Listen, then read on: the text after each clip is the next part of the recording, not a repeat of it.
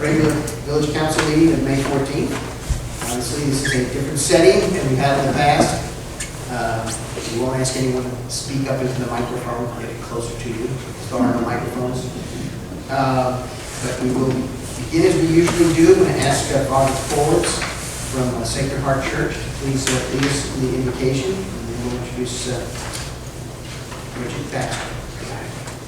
On a gloomy day such as this, I think we should start with a little humor. We know that it's a long-standing tradition in the church to pray for government. And one of those famous prayers was, God bless and keep the king far away from me. Shall we begin?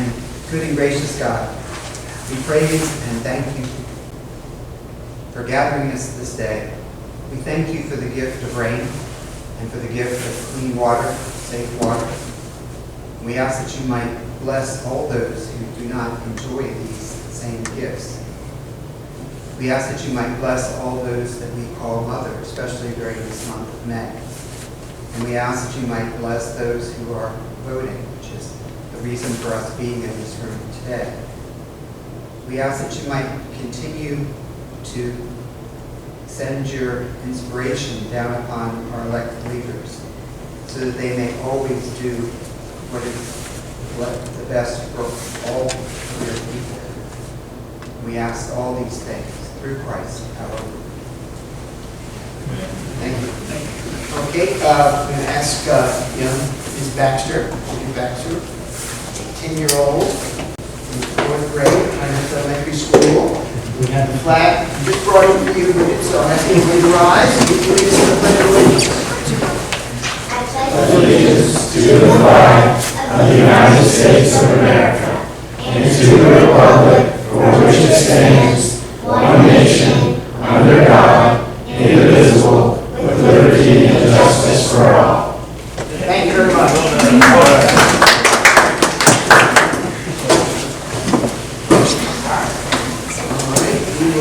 Good job.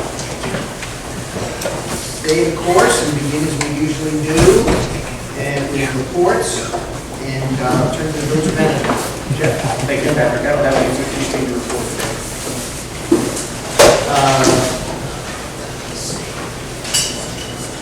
Here, I will delete this. I actually have this. This is rather, there's kind of lots to report on due to the unique way the council falls this time of the year. It's been 3 weeks since the council has met. So there's been a lot of events that have gone on. And so I'll share some things with you.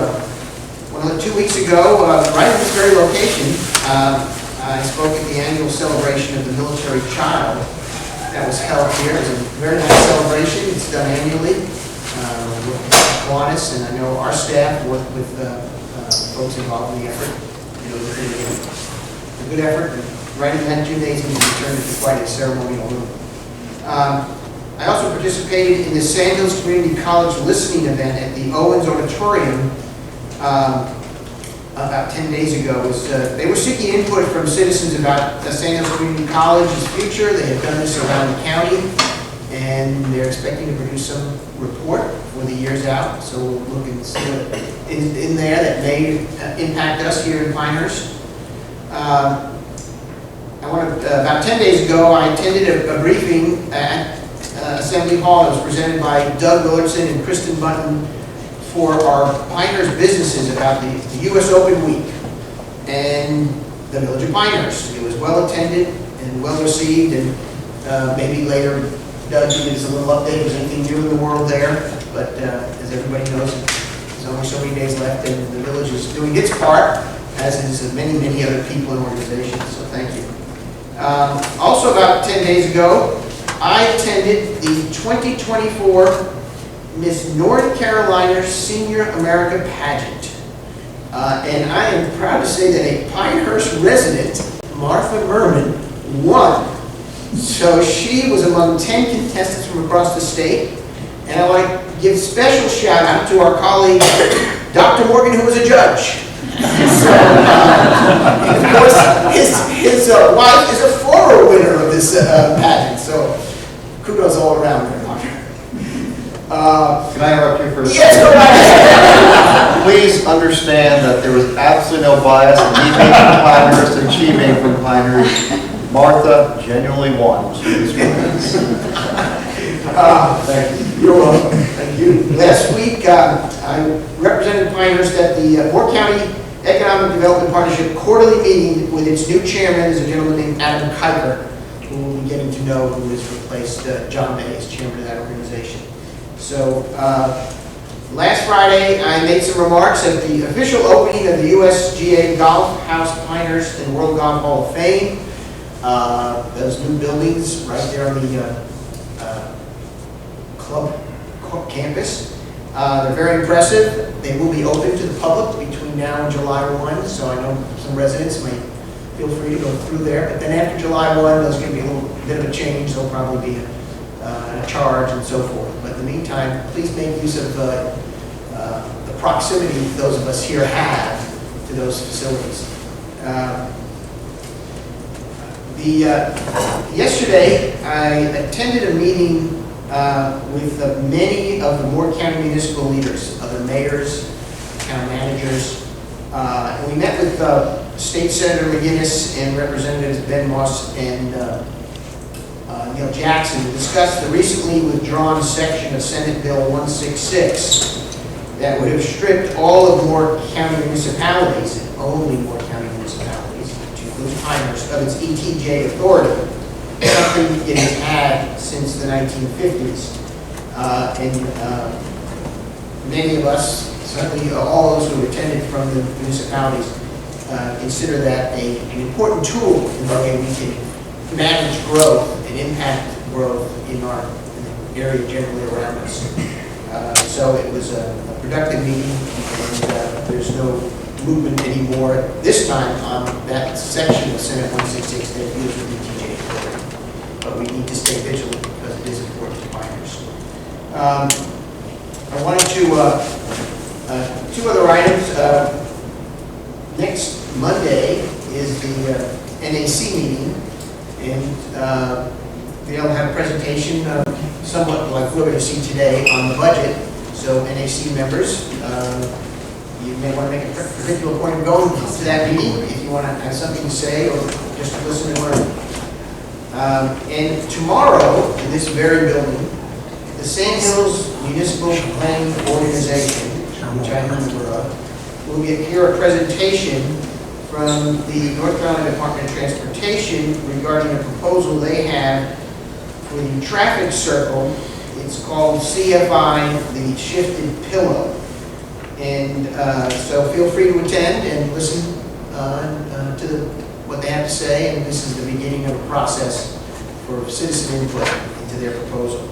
I want to compliment the staff for its dexterity in turning this room into our council meeting hall, and it looks nice. Well done. Thank you all.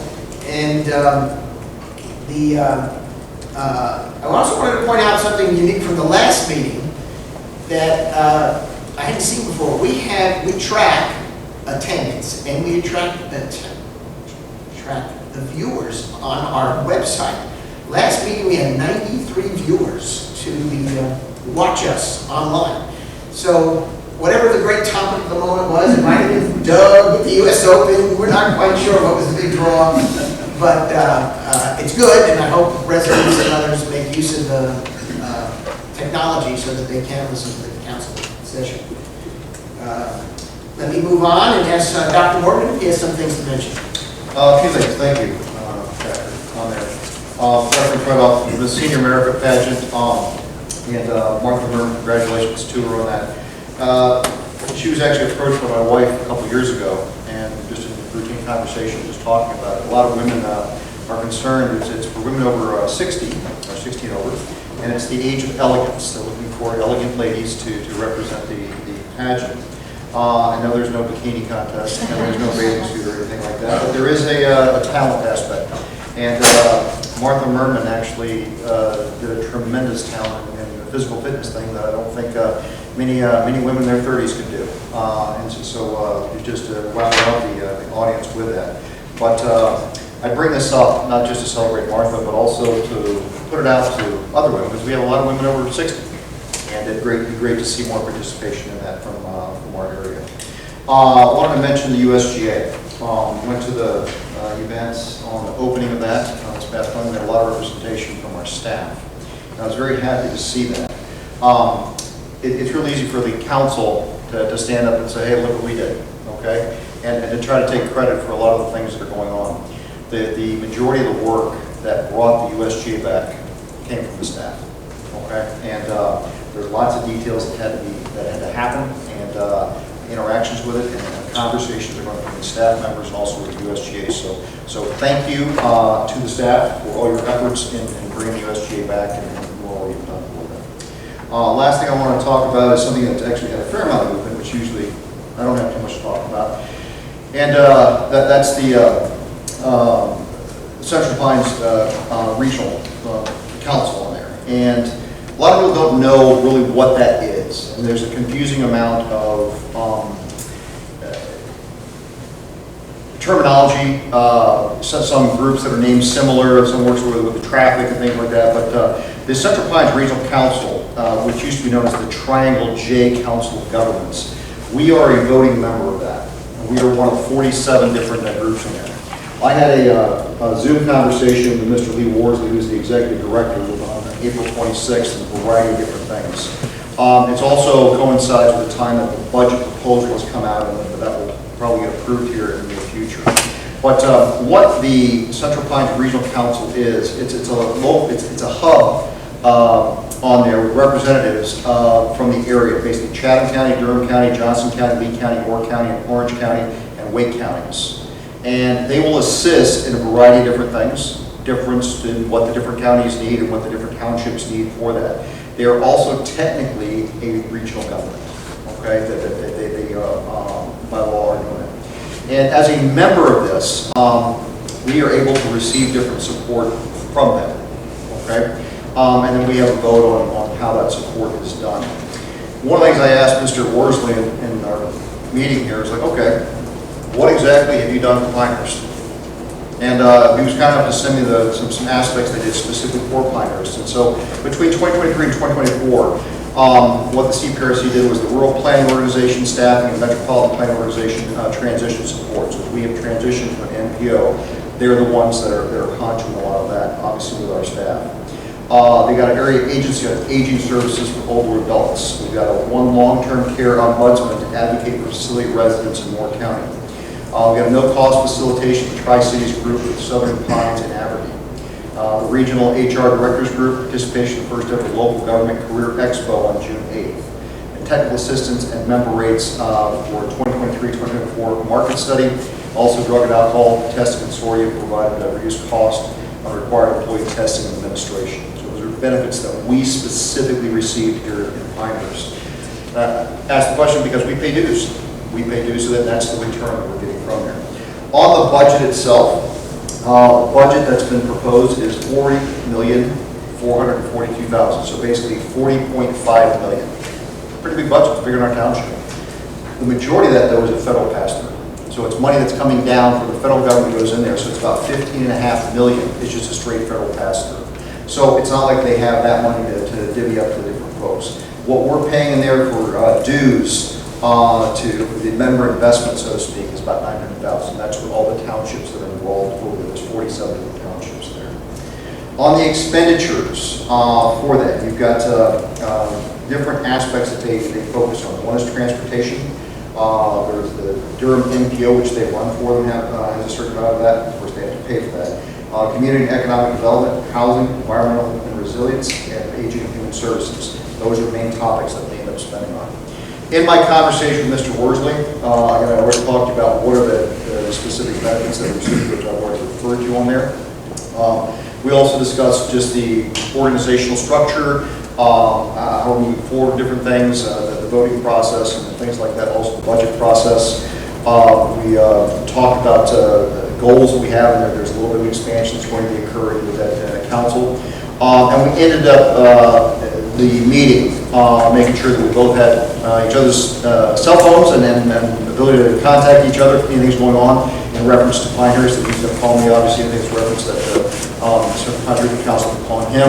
We have to do up the finances, we mentioned, and then any change our status quo with it. And the last thing on there, with your permission, I invited them to Pinehurst to have a meeting there. So that's what we'd be happy to host it. But good relationship. We are still working with them, and we are getting, I think, a good return on the investment that we have at this point in time with the Center Council. That concludes the program. Okay, thank you for that report, Dr. Moore, because it fills in some blanks, not only for us, but our community about the involvement we have with these organizations involved, our neighbors. Thanks very much. Mr. Taylor.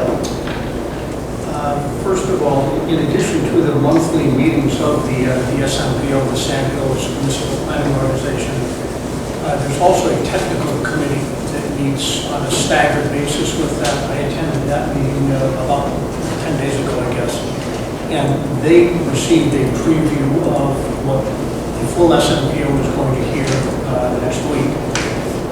Pat, I don't believe there's opportunity for public speaking or public input there, but I would encourage members of the public to attend that and hear. They do plan to have a public session, I believe in July, where the public will be able to interact directly.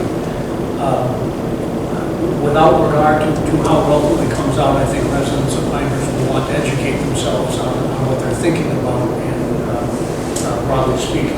They talked about a couple of things other than just the traffic circle, but that was the bulk of it.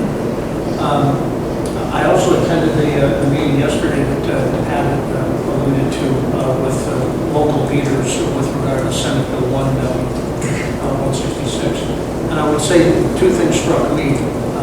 First was the unanimity of feeling around all local leaders, regardless if it's from Robbins or Pinehurst or what have you, that the way that they attempted to block that was maybe just not the right way. Suggestion that came from Senator McGinnis, which I think is going to be followed up on, is to create a monthly meeting with all of the mayors of towns in York County. And I think that was well received. I think our mayor may be actually arranging to getting the first one on the docket, so to meet there quarterly and discuss issues that are of concern to all of us.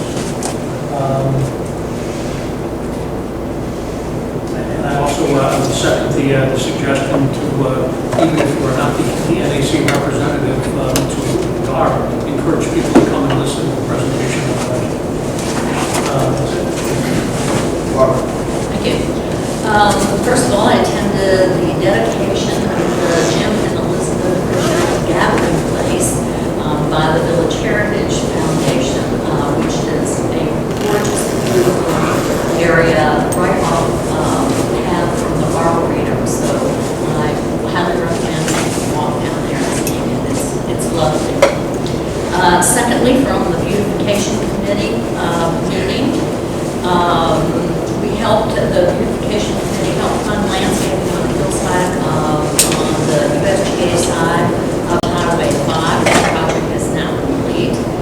The Warren H. Manning Award, you may have seen the article in this week's, no, it was on May 8th in the Pilot about the Manning Award. Several applications have been received. Nominations are due by June 10th. Judging takes place June 20th, and awards will be announced on June 24th.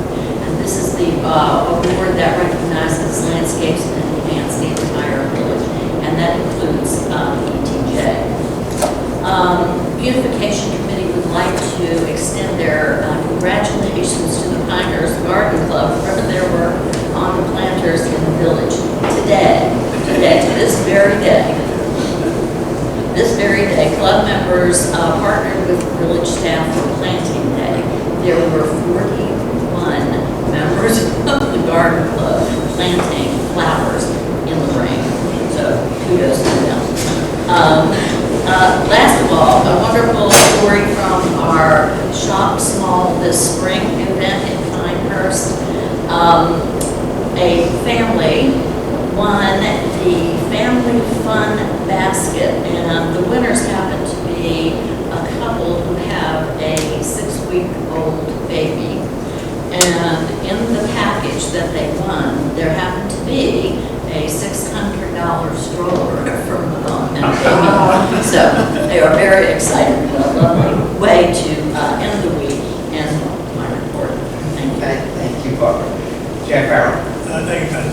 I also attended the opening of the building at the USGA along with Dr. Morgan and the mayor.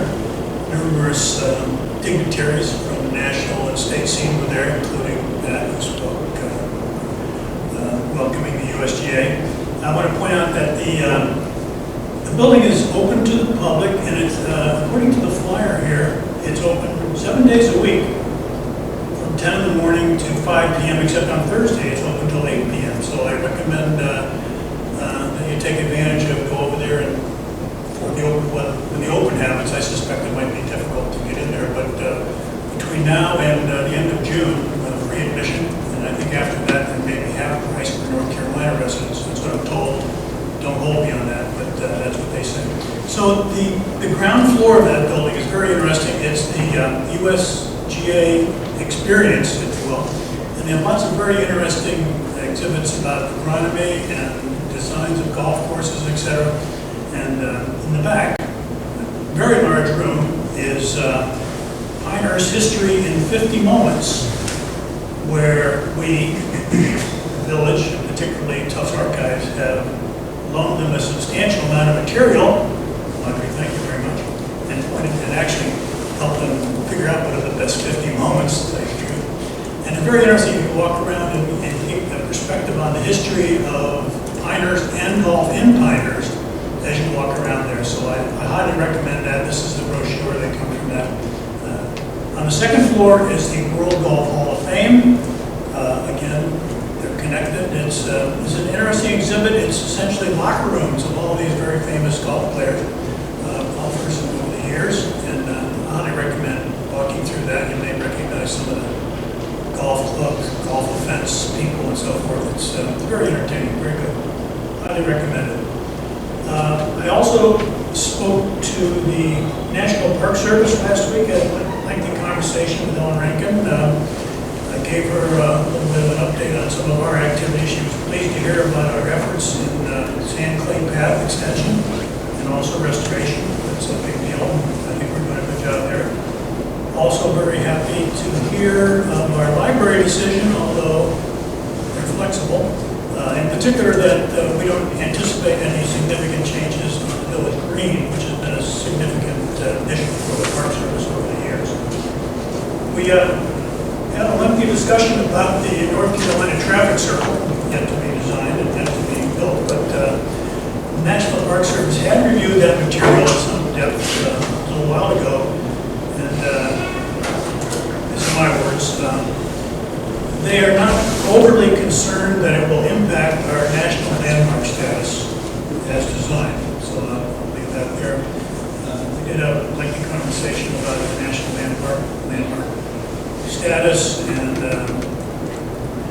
how it will be affected by any of the future changes that are potentially coming. So it's a good conversation. I think we've established a good relationship with the National Park Service, and I hope to keep that alive over the years. I think that's to our benefit and to the National Park Service benefits to know what's going on in Pinehurst. So that's it. And thank you for that, Jack. And can't leave this moment without mentioning those of you who missed the pilot last Wednesday. There was an article in there written by our own council member Jack Farrell, who revealed that he was a caddy at the 1982 U.S. Open. 62. Sorry. I forgot that. He's 62 U.S. Open at Oakmont in Pittsburgh, outside Pittsburgh. So, very revealing story. And his player did not win, but he was there.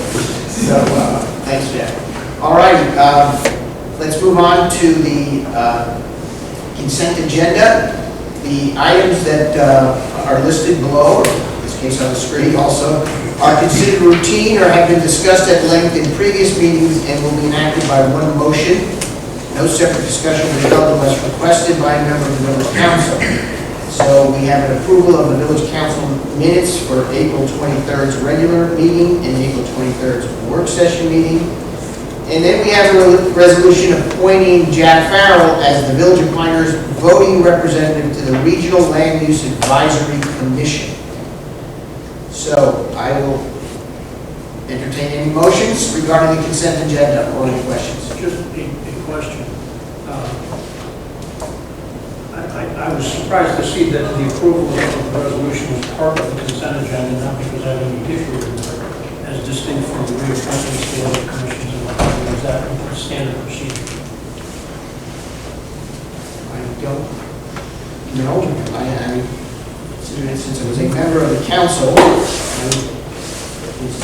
considered it sort of routine. But if anybody has any questions. Well, I think it'd be useful is to have Jeff Sanborn, who's the outgoing chair of the council, the directors at least, explain what the Regional Land Use Commission does. It's a good idea. Sure, I certainly can do that. What used to be the Fort Bragg Area Regional Land Use Advisory Commission is now the Fort Liberty Area Regional Land Use Commission, Advisory Commission, was formed a couple of decades ago, and it was formed out of concern by local governments that surrounded Fort Bragg at that time about the potential impacts of future development that might limit the ability of Fort Bragg to achieve its primary training mission. You have to have ready soldiers and units to deploy worldwide. And so the commission was put together, and it was put together consistent with a general statute that was adopted about that time frame. It was also pursuant to that same concern. And the idea is for this commission primarily to have the opportunity to comment to member local governments on the potential impacts of major development-related activity that might put Fort Liberty's training mission in jeopardy. And so, as was mentioned previously, I currently serve as the chairperson of the organization. I've been on the board of directors of that organization for many years now.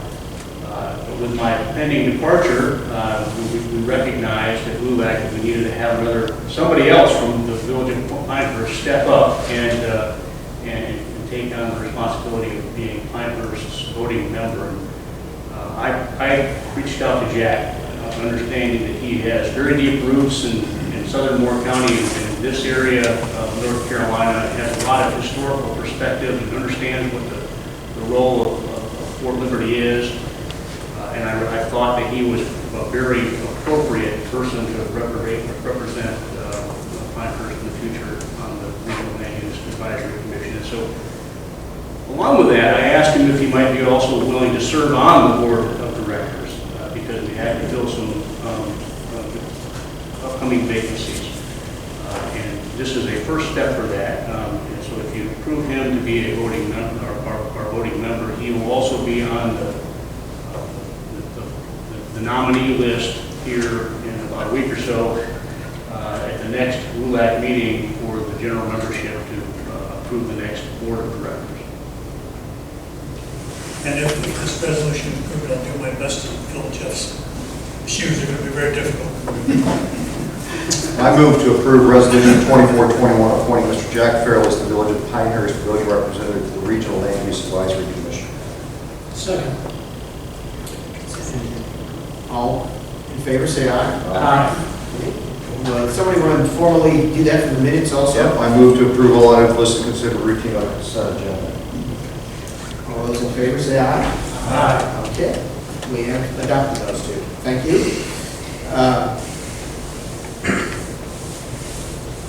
The end of the consent agenda.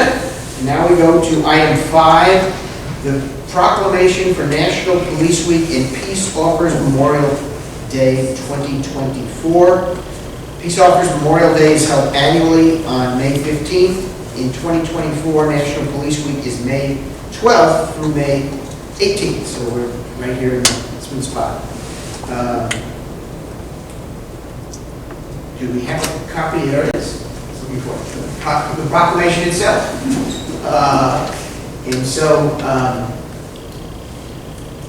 shall we read it? Or is Doug? Would you like me to read it? A mayoral proclamation from the Village of Pinehurst that whereas the Congress and the President of the United States have designated May 15th as Peace Officers Memorial Day and the the week of which May 15th falls as National Police Week. And whereas the members of the Police Department of the Village of Pinehurst, North Carolina, play an essential role in safeguarding the rights and freedoms of Pinehurst. And whereas it is important that all citizens know and understand the duties, hazards, responsibilities, and sacrifices of their police department. And whereas members of our police department recognize their duty to serve the people by safeguarding life and property, by protecting them against violence and disorder, and by protecting the innocent against deception and the weak against oppression. And whereas the men and women of the police department of the Village of Pinehurst unceasingly provide a vital public service. Now therefore, I, Patrick Pizzella, Mayor of the Village of Pinehurst, North Carolina, call upon all our citizens and upon all patriotic, civic, and educational organizations to observe the week of May 12th through May 18th, 2024 as Police Week in the Village of Pinehurst, and with appropriate ceremonies and observances in which all of our citizens may join in commemorating law enforcement officers past and present, who by their faithful and loyal devotion to their responsibilities have rendered a dedicated service to their communities, and in doing so, have established for themselves an enviable and enduring reputation for preserving the rights and security of all citizens. Further, I call upon all citizens of the Village of Pinehurst to observe May 15th, 2024 as Police Officers Memorial Day in honor of those law enforcement officers who, through their courageous deeds, have made the ultimate sacrifice in service to their community or have become disabled in the performance of duty. And let us recognize and pay respect to the survivors of our fallen heroes. In testimony whereof, I have hereto set my hand and caused to be affixed the official seal of the Village of Pinehurst in the state of North Carolina, this the 14th day of May 2024. Thank you, Doug. That doesn't require a vote, so happy to have that proclamation in place and recognize that this is National Police Week. I'll throw something else in there. If you haven't noticed, the flag in front of the police station is half-staff. I'm assuming that is for the proclamation here that's on there.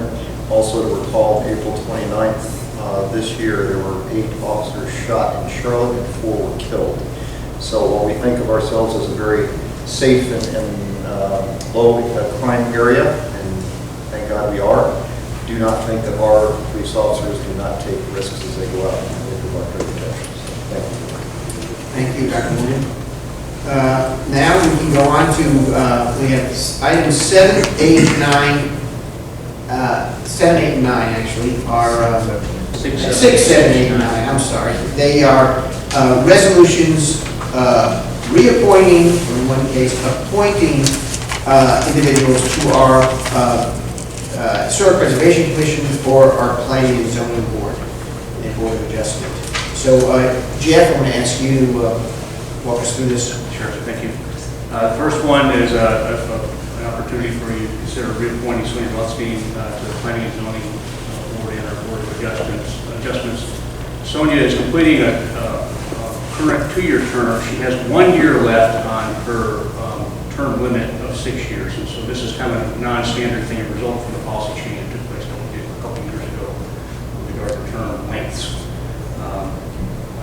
But so this would be for 1 more year to continue to serve in her current capacity. Entertain a resolution there. I move to approve Resolution 2417, reappointing Ms. Sonia Rothstein to the Planning and Zoning Board and Board of Adjustment. Second. All those in favor? Aye. Adopted. Let's go on to the next one. All right, we have 2 reappointments for our Historic Preservation Commission. First is for David Herring. He is completing right now his second of 3 available terms and is going to serve for the third. And so this is an opportunity for you to reappoint him for a third 2-year term. If I could just mention, having worked both with David and with Kara, both as a member and then later chair of HPC, I was delighted to see that he was willing to serve for a third year. He brings some particular subject matter expertise for the consideration of COAs, and both he and Kara, I think, have been excellent members, and I'm glad they're willing to continue. I move to approve Resolution 2418, reappointing Mr. David Herring to the Historic Preservation Committee. Second. All those in favor? Aye. So adopted. And how about for resolution 24-19? All right, this one's for Kara Mathis. Kara Mathis is finishing her first term, and this is an opportunity to reappoint her. She's more than willing to continue to serve on the HPC, and so this would be for her second 2-year term. All righty. I move to approve resolution 24-19, reappointing Ms. Kara Mathis to the Historic Preservation Commission. Second. So adopted. Thank you very much. Congratulations, Kara. Oh, such a Kara on there. Okay, all in favor? Aye. Okay, so adopted. Thank you, Kara. Item 9, Joe Iverson.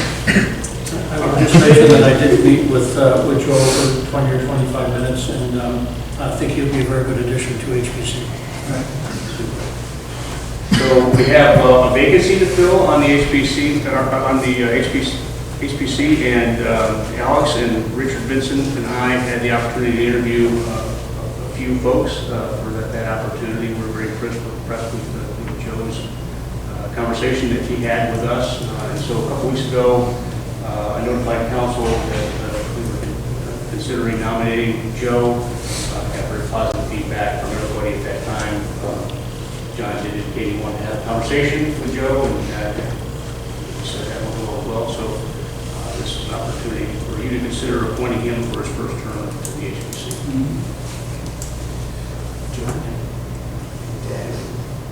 No, I would move to approve resolution 24-20, appointing Mr. Joe Iverson to the Historic Preservation Commission.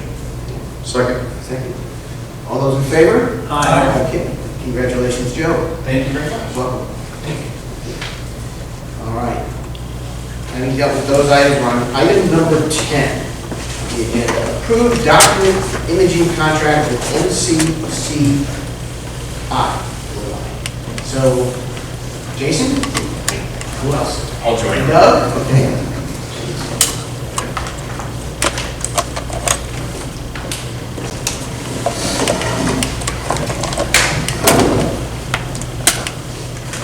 Good, it works.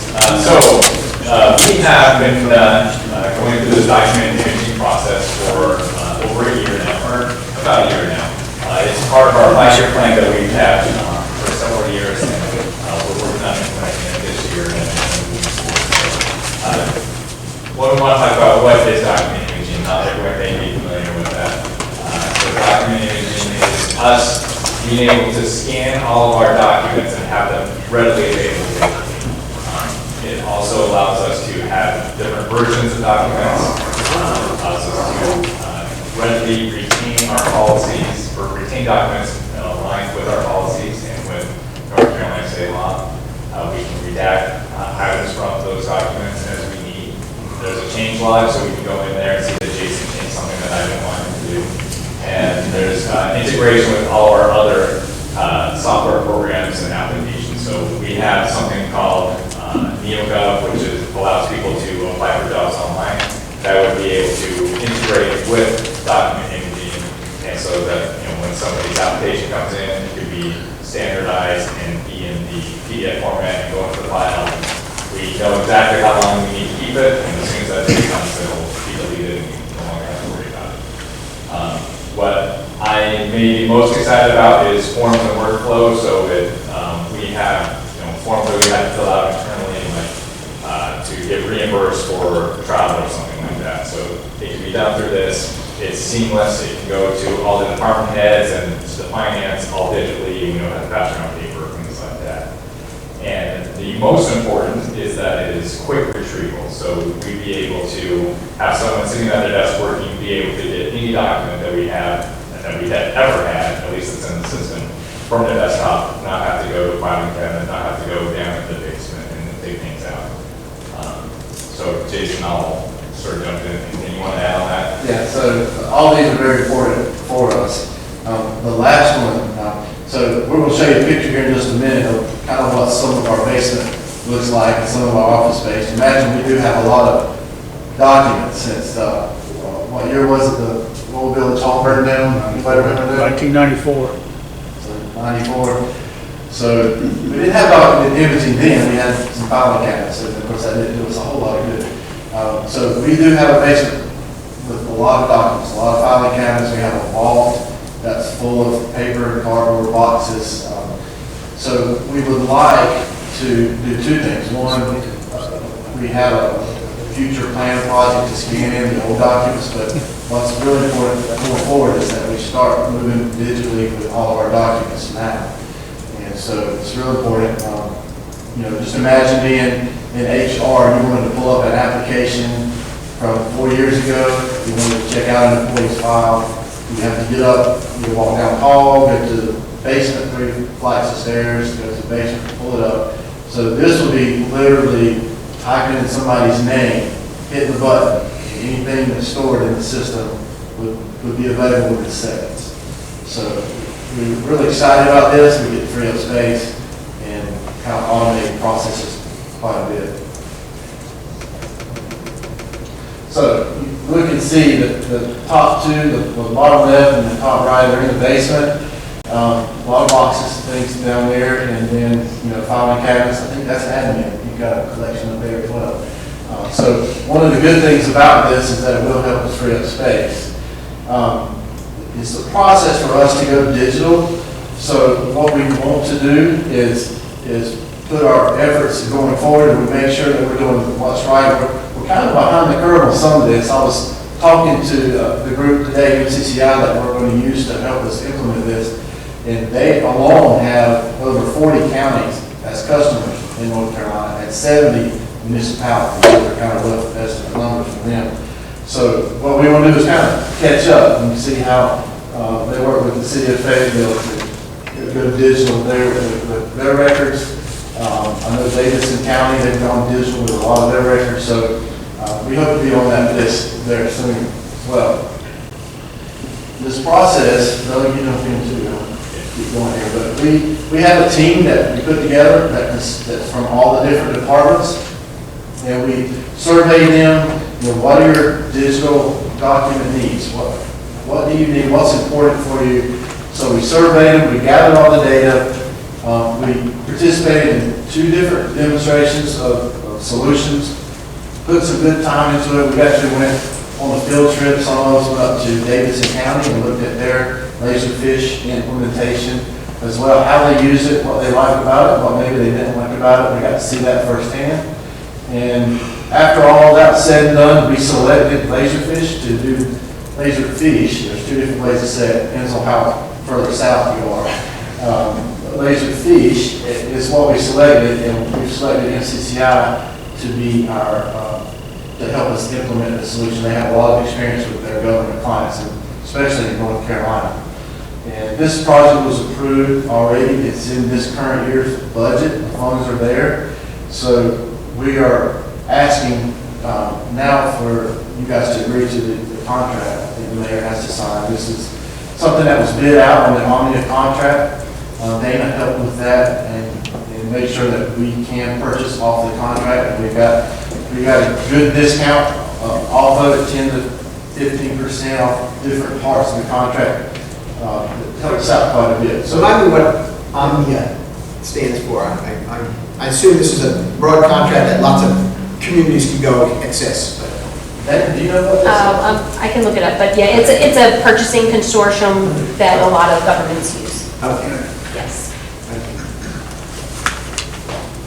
So the first year implementation and subscription costs is a little over $114,000, with ongoing yearly costs of around $68,000. This is a site license for us, so until we grow population-wise past, I think it was 25,000, we're good. It covers all of our licenses for staff. We don't have to come back next year and add this, and you know, as we get more staff, we shouldn't have to pay extra for it. So it should be all inclusive, including the workload and the forms that Doug was talking about.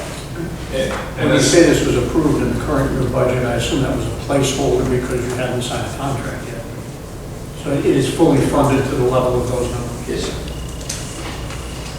So one thing I will mention, like $68,000 is not an insignificant amount, but I did a little bit of math, and I came up with a rough number of employees that may be using the system, and if I take hourly rate divided by how much time, et cetera.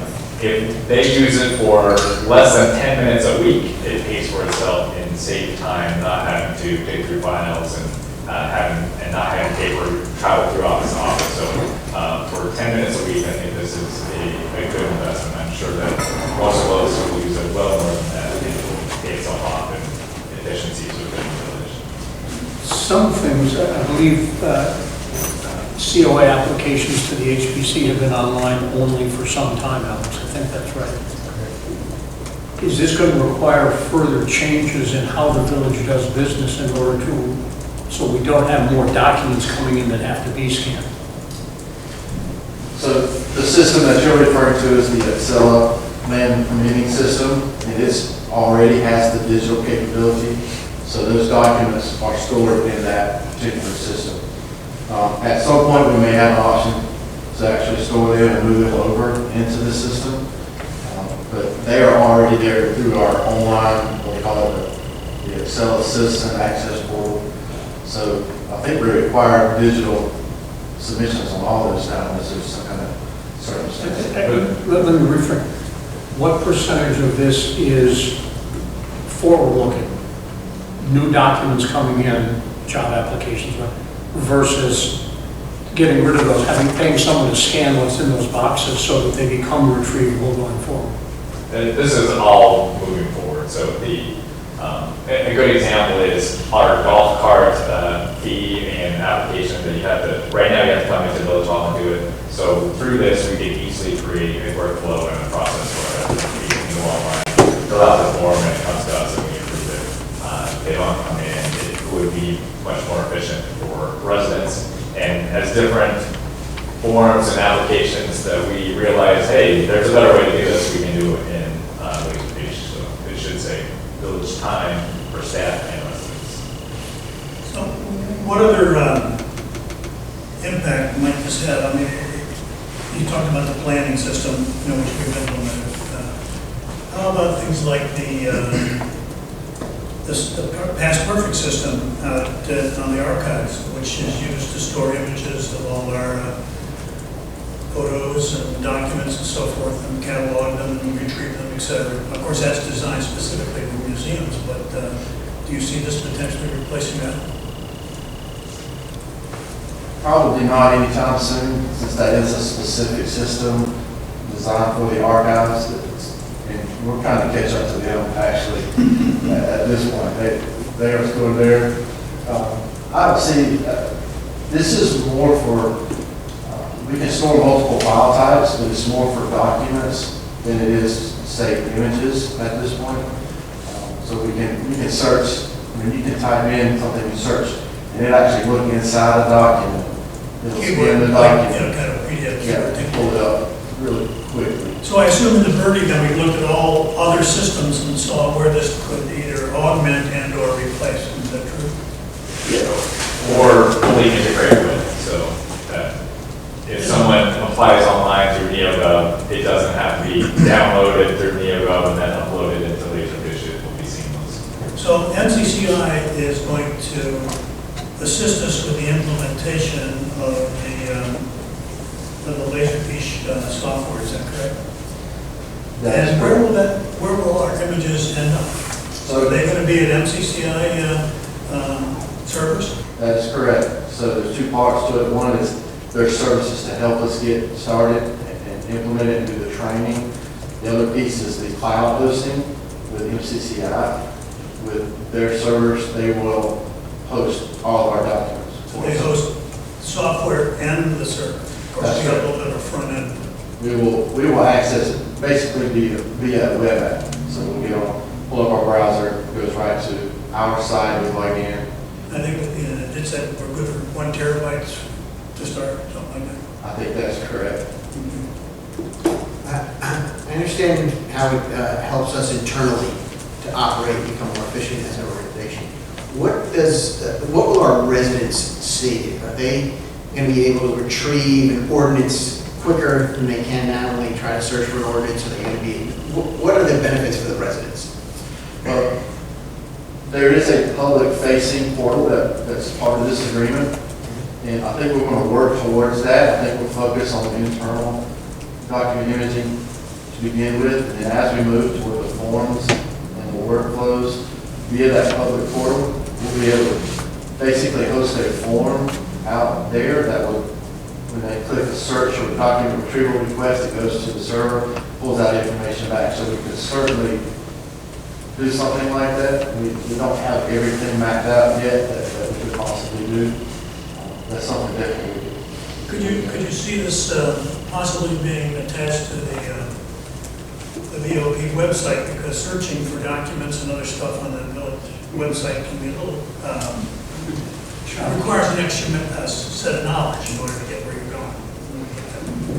We'll have a direct integration. I'm not 100% sure. We have to be careful when we set this up to make sure we determine what is publicly available and what not. The system does have that those capabilities, so we'll be learning a lot more about it. I think that's going to depend on what service will it give to the clients, or the citizens, I should say. And that could be a huge service, because it can be, you have to know what you're doing to find the right thing sometimes. Yeah, and for the website, that is a couple steps down the road that we will eventually get to. You can see it on the horizon. Yeah, but to Pat's point, right now, if someone asks for an old ordinance or something that when it was approved, it takes a while for Shannon to have to, check the file and cabinet in the break room, and then go downstairs to find it, and it would take just seconds to get down, and she can email it off. So, a year from now or 2 years from now, how will the world be different for us? Yeah, so we plan on implementing it first with the HR, the village clerk, the police department, and planning. So we feel like those are the ones that are going to be using it the most. So we hope to use HR as kind of a guinea pig and figure out the learning curve, and then we'll be able to use it after that. The police department's actually kind of one of the most excited about it because a lot of their evidence, they can scan it and then it can easily be deleted at the appropriate time, and they don't have to track it all like that. So I would say HR might be more excited about that. that might be true. Security issues.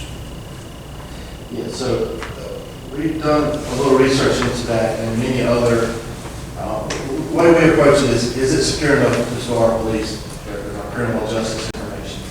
And it is CJIS certified, so there's even processes for, if we were hiring somebody to scan documents for us off-site, there's a process to get those documents to the right place, under security, get scanned and such, which we'll handle that later. But they have thought about the criminal justice issues, the security of it, and we feel certain we shouldn't, right?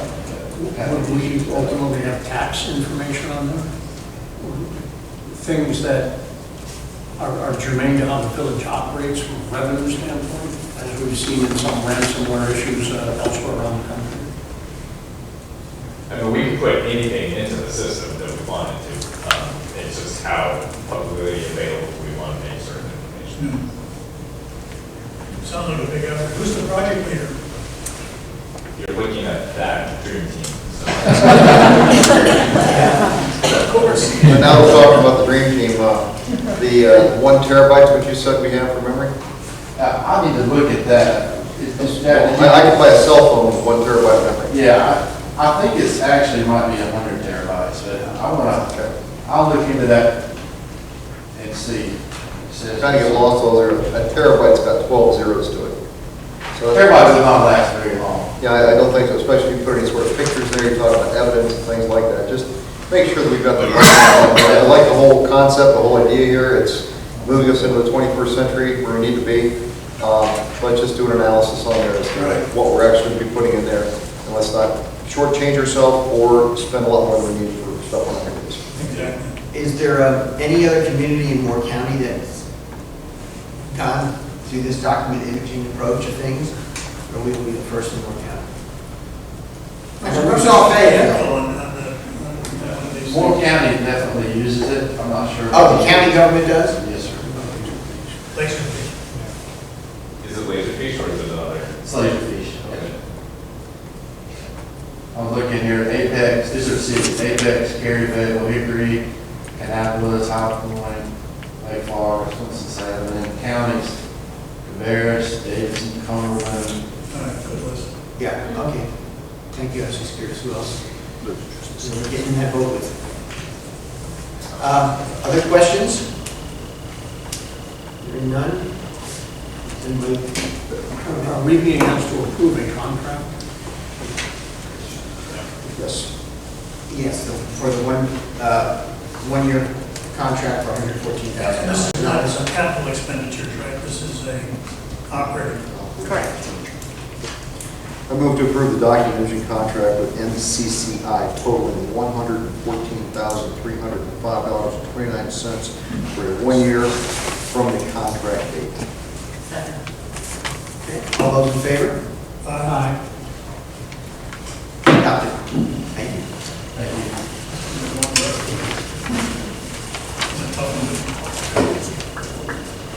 Okay. Let's go on to item 11, discussion and approval of library design agreement amendment with Oakley Collier Architects. Is this you, Doug, or? Yeah, sorry.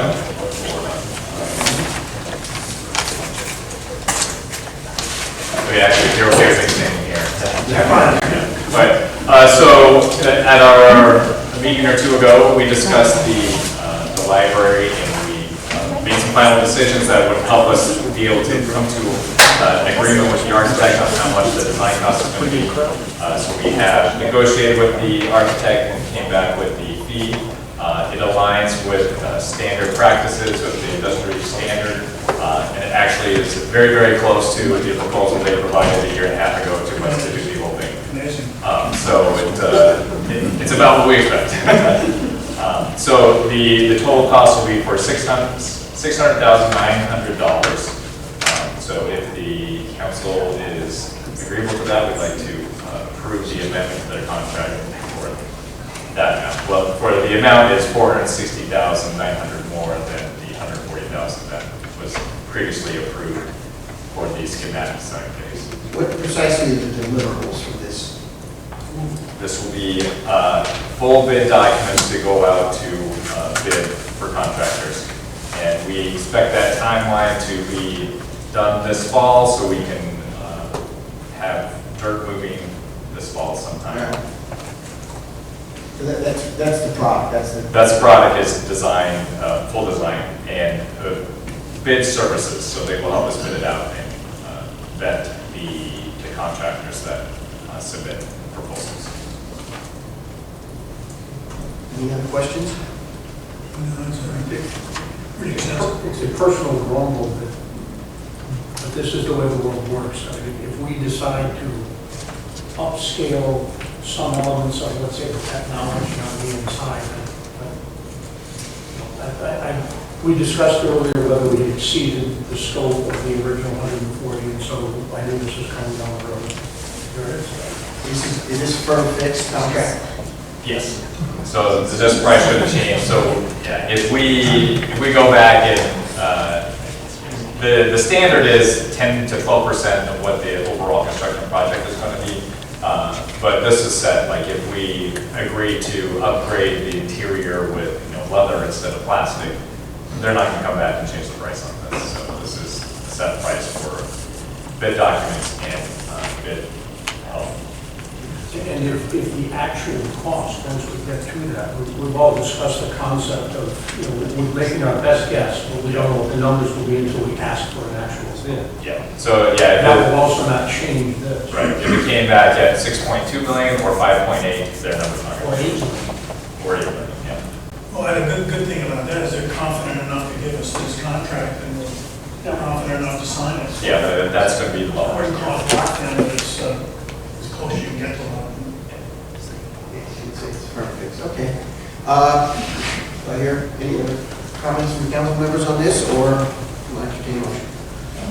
I move to approve the library design agreement amendment with Oakley Collier Architects for the Gibbon Memorial Library to adjust for the additional compensation cost of $460,900 to bring the total compensation cost to $600,900 and grant authority to the village manager to execute the amendment on behalf of the village. Motion is second. All those in favor? Aye. We have adopted that. Thank you. Next steps, in this process. Yeah, so they kind of assumed that this was going to happen, so they've started moving forward. So we will, at like maybe 50% design phase, come back to you and say, this is what it looks like, and make sure everyone's on board. See drawings, elevations, et cetera. Can you expect that in a month or two or further out? We hope to go to bid maybe August, so yeah, it will be. Okay, let us go on to the presentation of the GFOA Distinguished Budget Presentation Award. Jeff Simright. Thank you, Patrick. And this is very timely, I think, because the next thing on the agenda is a discussion of the draft 2025 strategic operating plan. And what this is all about is it's special recognition based on the excellence that was produced last year in the FY24 strategic operating plan. And as Patrick described, this is the Government Finance Officers Association Distinguished Budget Presentation Award.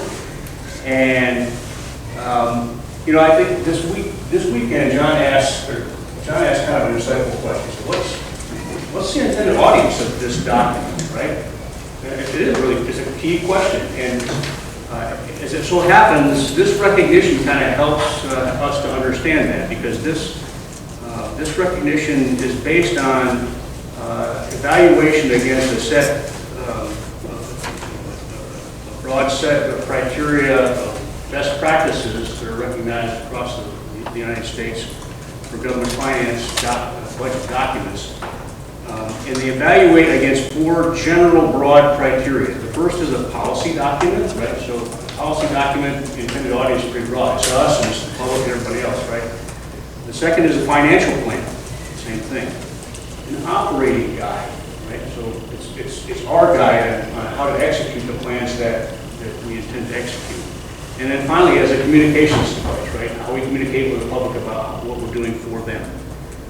And so this is the 17th year in a row that the Village Congress has received this special recognition. And I think it says a lot about the quality of our combined staff, in particular the folks in our administration department and our finance department. But this takes a village. this takes a big team putting a lot of good teamwork together. Most notably, probably Dana and Sheila Edmonds from our finance department, and Matt, who's our organizational performance director. Another key thing about this year is this is the 5th year that we also gave special recognition for our special performance measures.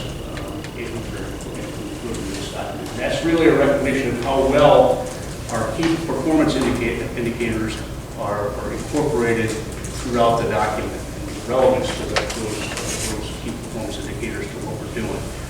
And so I want to take this opportunity to present the award to Dana and to Matt on behalf of us all, and maybe we can get a great picture here. Congratulations.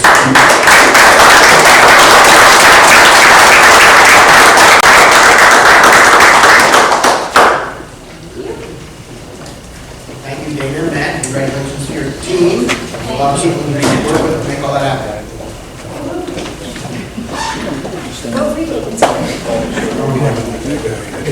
Now, you want item 13. Absence of a clock on the wall.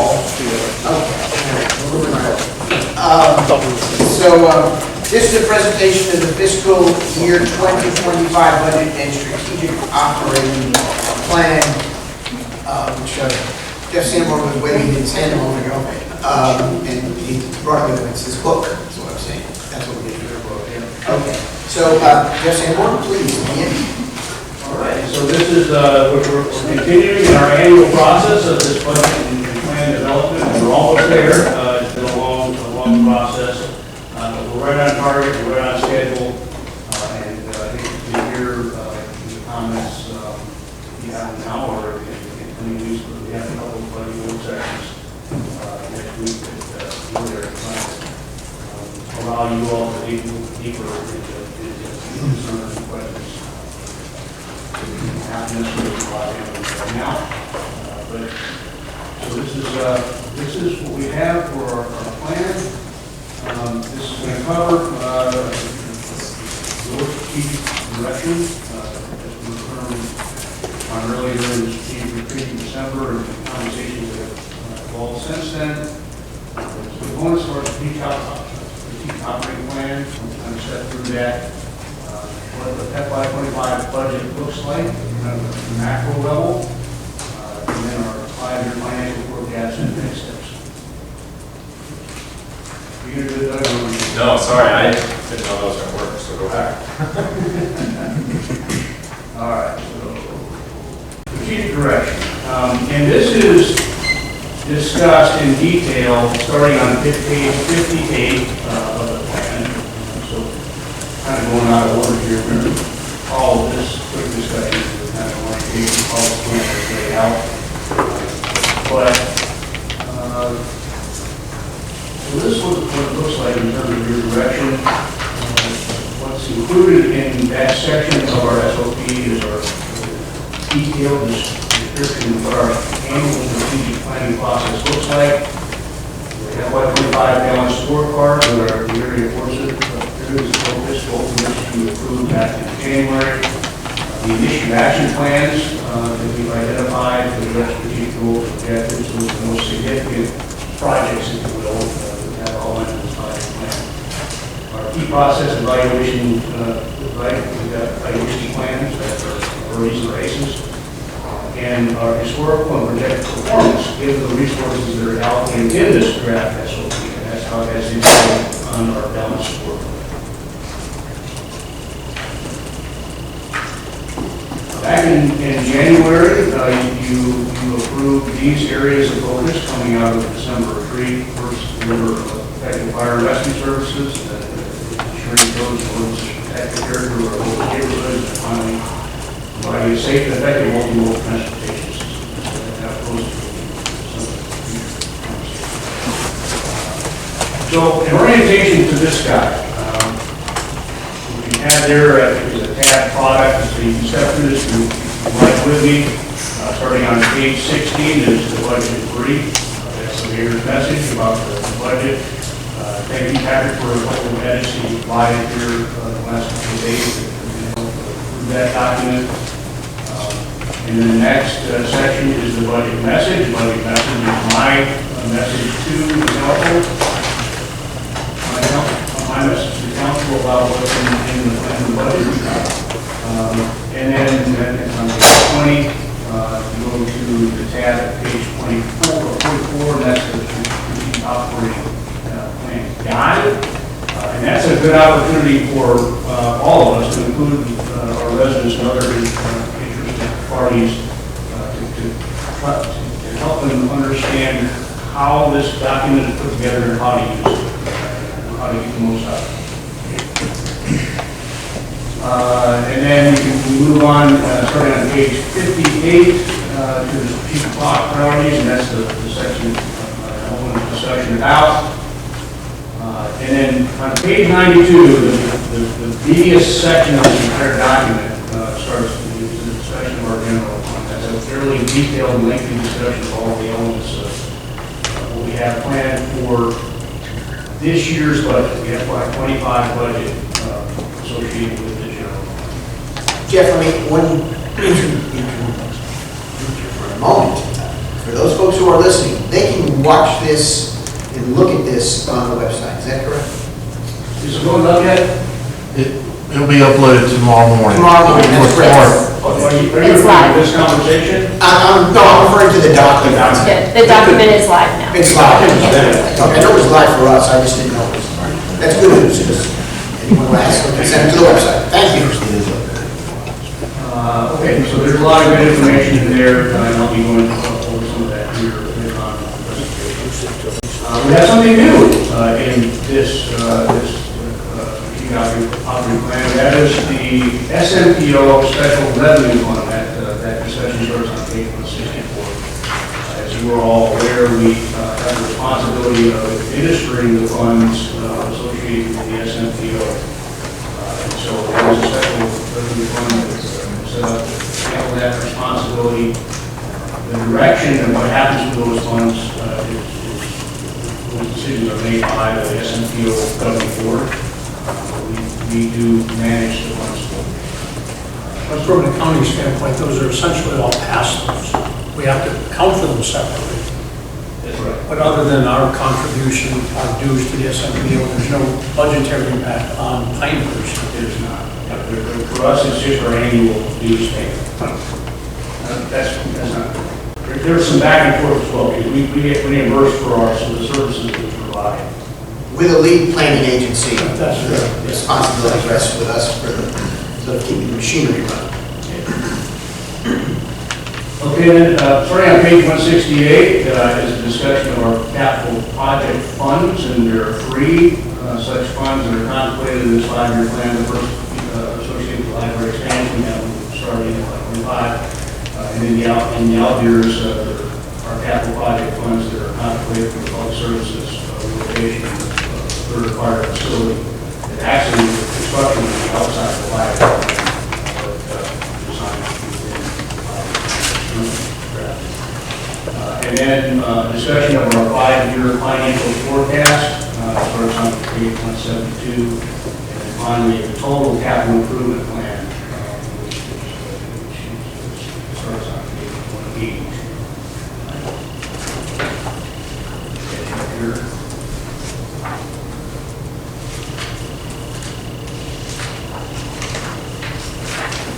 All right, so the general fund budget overview. This year's general fund budget is right at about $32.5 million. That's about 11.4% increase over 24. Compared to the amended budget that you all approved months ago. Most notably, that's because of significant capital that's in this budget. So this is all part of the plan that was developed several years ago to build the fund balance so that we could meet these future needs for these significant capital improvement projects we are starting to execute this year. The library project and also continuing with the synthetic turf installation. This plan calls for a property tax rate in FY25 of 22.5 cents. That's a reduction of a half cent compared to last year, and also a reduction of 0.5% compared to what we were projecting for this year in last year's plan. It includes $6.1 million of appropriated fund balance to be transferred primarily to the library expansion capital project fund or safety capital. And it would leave, as projected right now, the fund balance at 52% of expenditures at the end of this year. There are four initiative action plans that are included in our activities.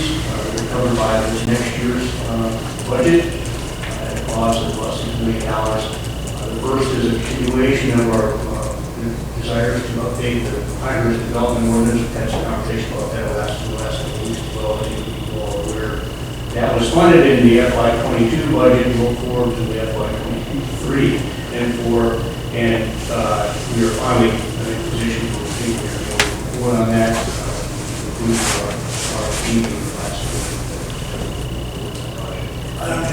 So that's been, is that a restricted fund that's just been rolled forward or it's just been designated? It's just designated. It's in the budget line item. Right. Relocation of public services complex, we still have $400,000 for land acquisition. We're still working through what that site might be. We have a couple options available for conversation with the council in the coming weeks and months about making a decision on that. So, I mean, if we don't do something in 25 with that, that $400,000 would just It'd be the same, just like. So it wouldn't necessarily be in our 2025 budget. Well, it's in there, but we don't necessarily have to spend it unless we act on this. That's right. Okay. As I mentioned before, we have a plan to run the second of our three athletic fields with synthetic turf. This is the Winter Park soccer field. And then a couple of years down the road, we third over in Park Field 2. And then the fourth IAP we're working on, planning to work on this next year. The big one is to expand and renovate the Union Library Tubbs Archives project. Some discussion with Doug about the contract associated with design, like break ground this coming year. We kind of really see that as a 3-year overall project. This year we'll be starting the library construction, completing the next year, and moving on to the archives renovation first. We're completing the archives renovation. All right, general fund revenues. So this looks a little bit different than in past years. As always, the biggest component is property taxes, and then the next biggest component, by far, these two are the biggest components. The next biggest component is the intergovernmental revenues, it's not sales tax.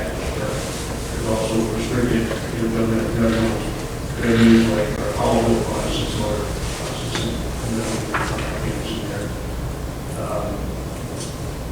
permits and fees, as is typically the case, small, 50% other revenues, 7%.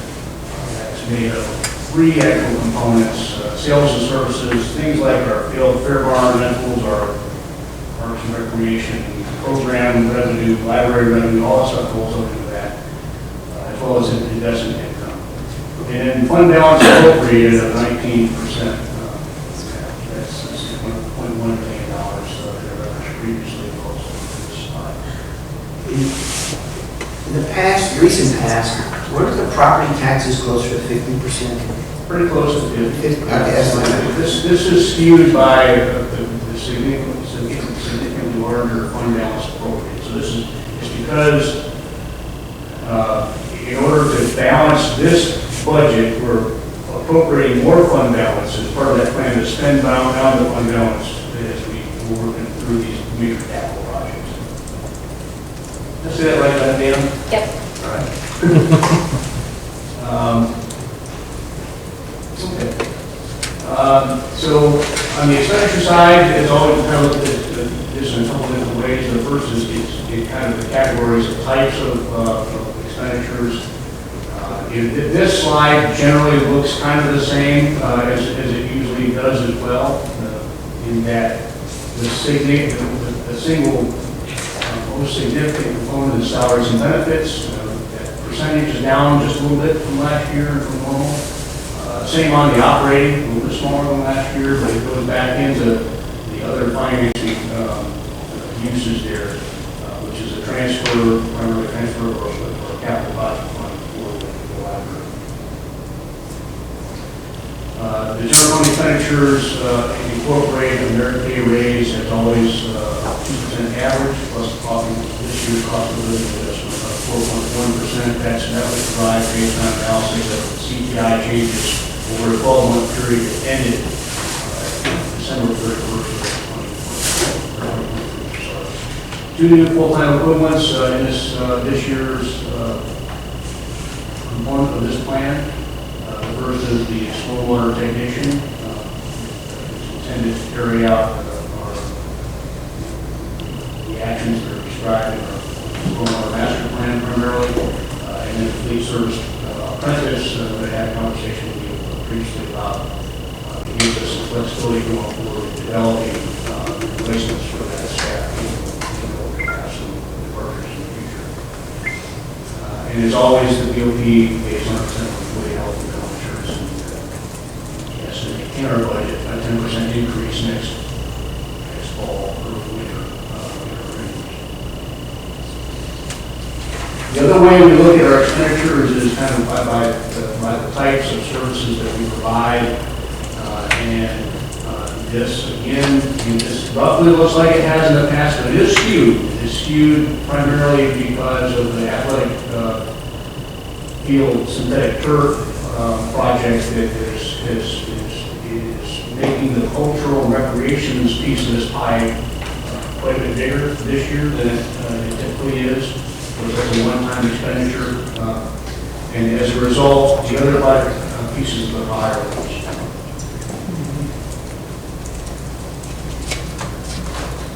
So here's a description of the significant capital outside of the capital project funds for this year's budget. It's drafted, next year's budget is drafted. Talking about the synthetic turf. As always, we have in recent years, we've had $460,000 allocated for the actually facility improvements, installation this year, as we have in previous years, anything out there. Same thing with stormwater drainage projects, $450,000 for this year, like it was last year. We need to replace 2 of our solid waste trucks this year, so that comes in at a total of $400,000. We had the $400,000 that we just talked about a minute ago, associated with public services property acquisition.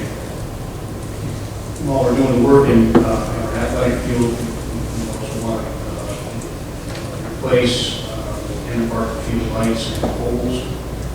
Jeff, will that be done this summer? The timing on that, Jeff, you? I don't know the timing. I would think more the winter, though. Oh, okay, it's not something imminent, that it's. More the winter Second quarter. time, from the standpoint of ball field usage in the fall. They have fall baseball and activities going on. The winter months is the more of a dead time, so probably the more appropriate time to do it. We have 5 patrol vehicles in this year's plan. We typically are looking at 4 on average, based on usage and mileage and wear and tear. We won't that up by 1 for this year or so for streetscape improvements, $200,000. That's in the Village Place area primarily. And we have $124,000 in this budget proposal for a handicap accessible van. We have a van right now, but we don't have the ability to accommodate our special needs children primarily, I guess adults as well, including different activities. Is that a replacement, or are we gonna keep the old van, or? The current plan is to keep the old van, so this will give us additional capacity. Do we have these vehicles on order? I don't know what lead time on garbage trucks is, I know. They're not, no, these are not on order that we ordered this coming year. There's a strong likelihood that those funds will wind up having to be rolled forward to the FY26 budget because it takes some time. Man, lead time, that's all this stuff you want. Jeff, for whom, how do we advertise the fact that we have if we had a handicap accessible van, how do we advertise who that's for? And how do I access that if I have a special needs child or have? We actually have an unmet need right now. I mean, there aren't a large number of handicapped children and otherwise handicapped adults that need this type of transportation services. But we do have children and adults using our programs now that we can't accommodate. So if I had a need and I was a single adult and I need transportation to the hospital or a doctor's appointment, is that what it's intended to be? No, it'll be for programs. For programs, okay. Thank you. So moving kids around for summer camp activities, or we have off-site field trips for adults and others that take advantage of these to make as well. And what currently happens is we propose, for example, all the non-special needs kids up in our existing van, and they hit the road, and the parents, the child that needs special access have to get their kid to wherever we're going with that program. And so the idea is, we have the need for the transportation asset anyway, so let's make this next one a special, handicap accessible van so that we can at least meet that need. The difference in price isn't that great between the two. Before you head on, 5 police patrol vehicles, I'm sure there's some sort of standardized metric that's used to identify when they're expired and when they need to be replaced. Questions for you on there, how many years does a patrol vehicle usually last? And the second question on there, is there a standardized version we're getting? I know we've got some cruisers out there that are appear to be four-wheel drive SUV type of style things, or at least two-wheel drive SUVs versus a vehicle that's more of a sedan type of thing. So do we have standardization on the type of vehicle and the equipment on the inside?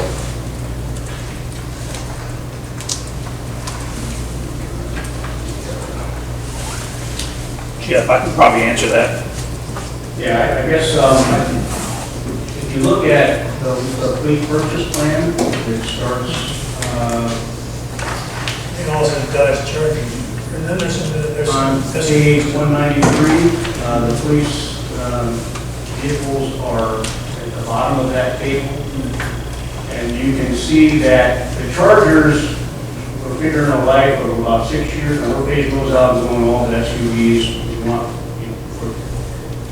The Chargers really didn't work out from the standpoint of the fact that they're cramped back seats, hard to get people, when you get them outfitted as a police vehicle, it's hard to get people in and out of there in a safe way without putting officers and others at risk. And we also found that, during inclement weather, the Chargers don't work very well. So we several years ago, we made the decision to phase those out and switch over to full drive vehicles. And serve our community best in those type of situations as well. And as we've learned, we get better life out of those bigger vehicles anyway. So in the long run, it probably pays for itself. So 10 years is the life expectancy of the SUV type police. And one of the other was 6 years that I looked at. I looked at this before. One reason I asked the question was there were some discrepancies on the numbers for that. And so you already answered my other question, which was going to a standardized vehicle, which it does appear that Durango is more appropriate. I think we're actually going to the Ford Interceptors now. Correct, yeah. You're going to a SUV vehicle versus a truck. That's right. Yeah, we're going to SUVs, but we're also using state contract pricing, and so the Ford Interceptors are, I think, a little less expensive than the Tahoes. And we've got a few Interceptors now that we've, I think, been pretty pleased with through the police department. Okay. You've answered my question, which the idea there is moving to an SUV, which sounds like a more versatile vehicle than we need. There's not too many high-speed roads on Pinehurst that require charging. You asked the question about the standard of life. So we have these planning factors that we use to help us assess when we need to replace these vehicles, but they're not hard and fast. We're also looking at maintenance history, development planning for sinking in the trail. Vehicle A is a problem, and we might swap it out. Just out of curiosity, how much, kind of following up on Jeff's question, how many miles a year do we tend to put on these vehicles? Not a lot, but what we do put on is a lot of hours, and those idle hours are hard hours. Do we purchase these as Pinehurst, or do we find another contract with the state or the county that we can hang on As we to? drive, we're typically piggybacking on our state. Yeah. State plan. Gotcha, thank you. All right. Okay, 5-year financial forecast. You see some of the, this starts on page 172, as I mentioned before. And, the whole idea of behind a 5-year financial forecast is to make sure that we have a future midterm plan that's in balance. And the way that we try to assess whether or not our plan is in balance, resources side and the cost side, is look at 3 key metrics. One, we want to make sure our fund balance remains over 30%. for me there's a slightly different one that you want more appropriate, we continue to have that conversation in the future. It's important to have that fund balance look at in the 5-year plan. The other is our operating margins. The idea here is that we want to plan to have about 10% of our annual budget on average available to fund capital requirements. So we'd like to stay between 89 and 91. Over 91 is bad. Under 89 might tell us that something's amiss.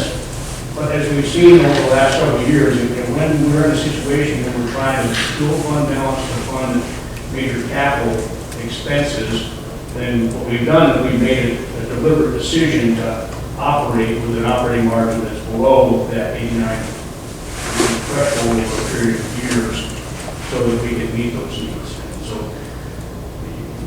in this plan, we see ourselves coming back into tolerance with regard to that operating margin range. Let me pose a question.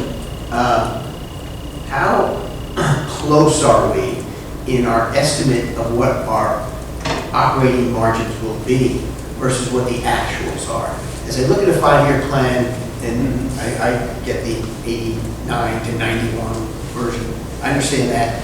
But as you look at it historically, when we say 90, do we usually end up at 91? Or when we say 91, do we usually end up at 84? Because a lot of this is determined by lapse in funding of comp and benefits and something we decide not to do that we thought we would do, or whatever. So what's your guesstimate on that? There's two things that I think to consider. The first is that in the aggregate, we've been very close. Now, we tinkered with our budget to actual variance to try to make sure we're closer in the end to meeting that requirement. Now, what we see quite often is that when we close out a year, our operating expenses are lower than what we projected. But it's not because we didn't have the requirement and we aren't going to spend money, it's because we're rolling those funds over to the next year. So I think it's true that in a general year, more often than not, our operating margins are pretty close to what we forecasted. When you factor in the fact that you have rollover funds that aren't extended until next year. Would you say they're almost always under 91 rather than almost always over them in the end? I don't know that we've ever actually had an operating margin at the end of the year that was over 91. Okay, that's helpful. That's all I can do. I was trying to figure it out. And the third thing we're looking at is our debt service ratio. Right in this year and in recent memory, debt service ratio has been a big concern for us. We have a big debt load. We're contemplating some major capital projects here in the next several years that include some applications of debt. But even those projects won't clear us long enough to use that 10% ratio. Jeff, I don't want to interrupt the flow of the presentation, but are we going to come back at the end for questions and comments? Yeah. Good. Reserve time. If you want to ask now, it's fine.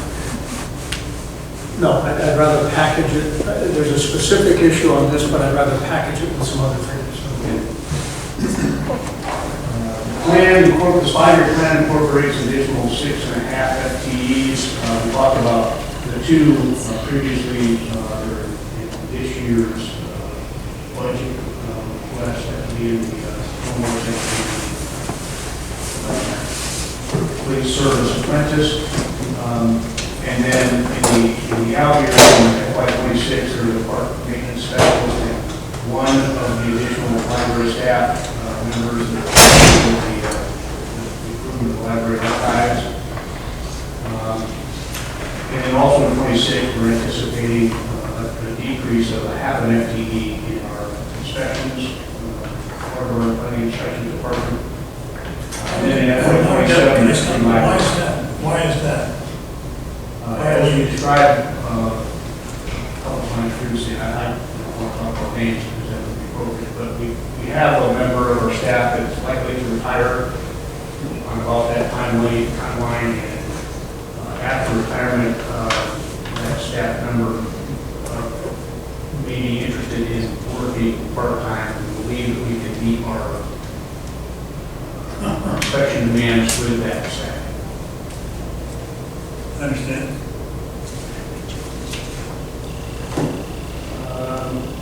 So,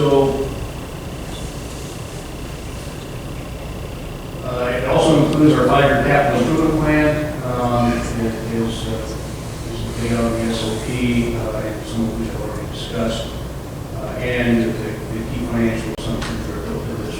1% annual growth in real and personal property tax base, 4.2% average annual increase in salary and benefits, and 2% inflation rate.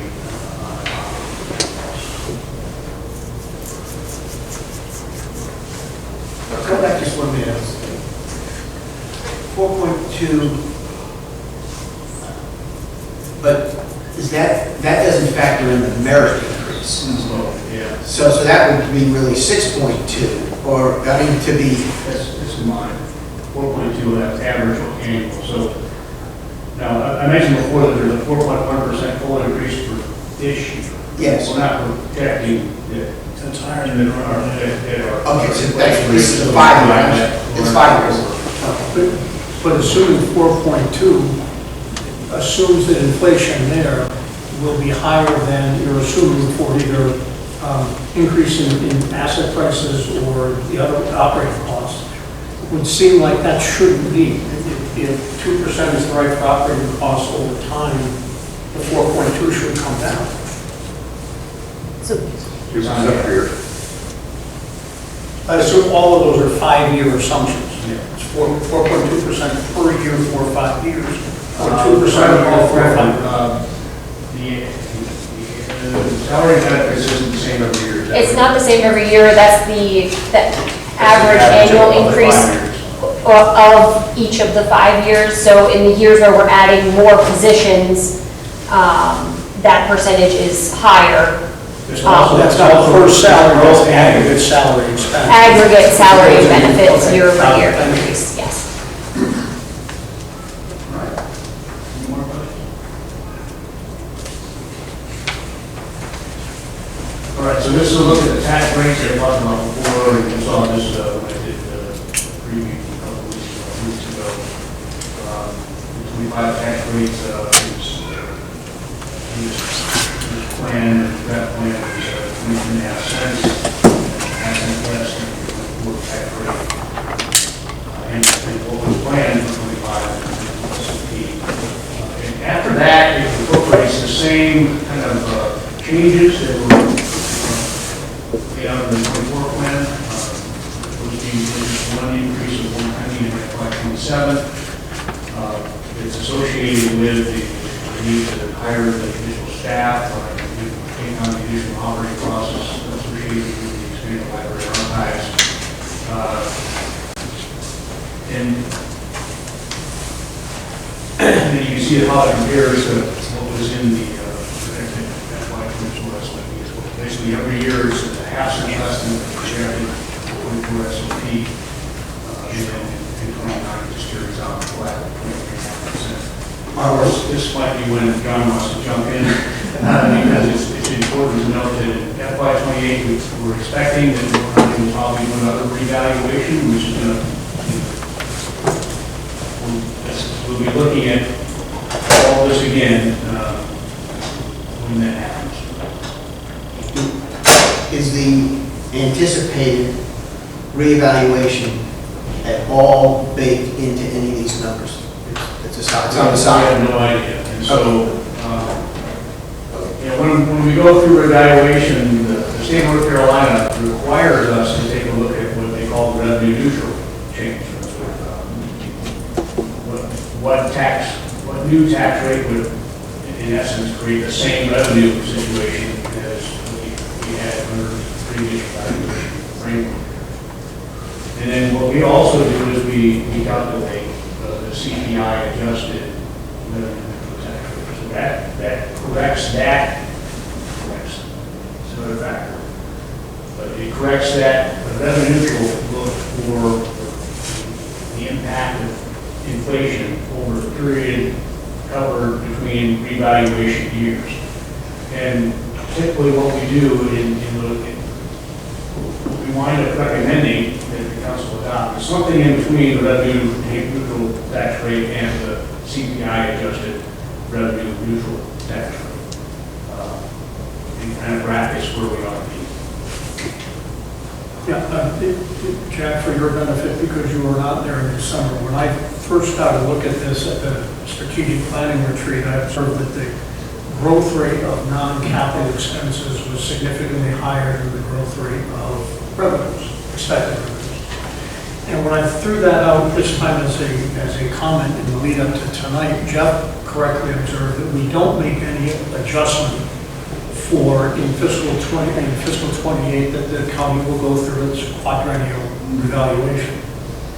To the extent that the 5-year forecast is, there's an element of best efforts guesses. I don't think it's inappropriate for us to assume some change in fiscal 28. I think we want to be conservative with that. But we want to have positive surprises, not negative surprises, and I would never suggest we use anywhere close to the 50% that we got this last time around. It would not bother me at all to assume something like 5%, because that does have an impact both on general fund balance, on possible tax policy, and what have you. And to assume 0, given the projections in demographic changes and the attractiveness of Pinehurst, doesn't seem reasonable. If, on the other hand, it turned out, for some reason, we saw a decline, we're going to be reevaluating lots of things in the budget. The revenues are not what we think they're going to be, and in particular are lower. Long before we get to fiscal 28, we're going to be looking at That would be substituting one guess for another guess. We make guesses every year on how many new homes there will be. In December, we were projecting 100 for this year, and this document is now 42. We're looking at 75 for next year.